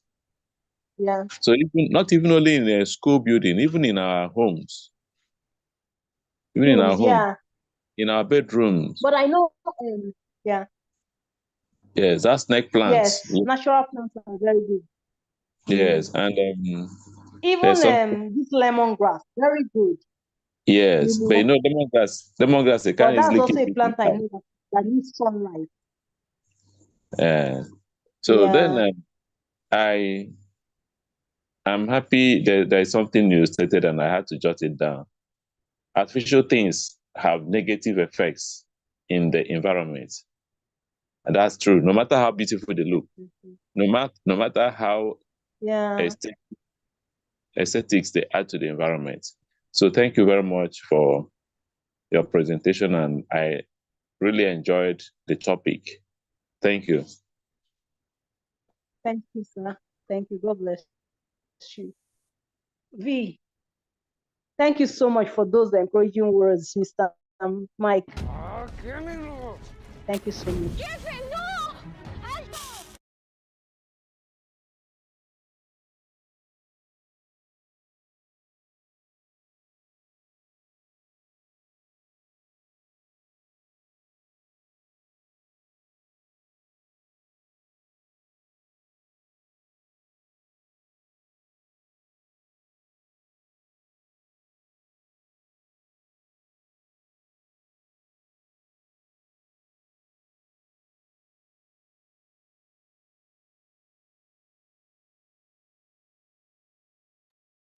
Oh, okay. Thank you so much, Sandra. Thank you for the awesome presentation. I don't know if the next speaker is here.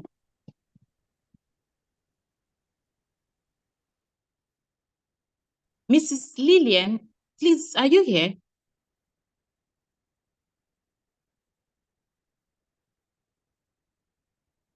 I can see someone by the name YAO. Is that Miss Lillian? No, Vivian, I don't think she's here. She just sent me a message now that she's apologizing she can't make it.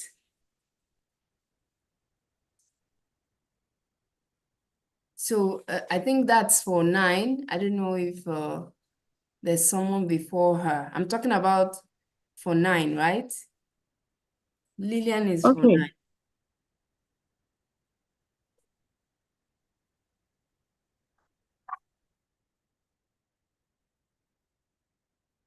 Okay, so we want to thank everyone that has joined us for today's Voice of the Teachers Conference 2024. Thank you so much for all your awesome presentations. Hopefully every other person listening to us from here and from YouTube as we are streaming, we are appreciating you. Sorry about that. We are appreciating you so much. Hoping to see you tomorrow, same time, 5 o'clock, Nigerian, West African time. Thank you so much, everyone. We've come to the end of today's event. Thanks. Good night. Good night to everyone. Thank you, Vivian. God Good bless night, you. Good night, Vivian. everyone. Well done. Good night, everyone. Bye. Bye.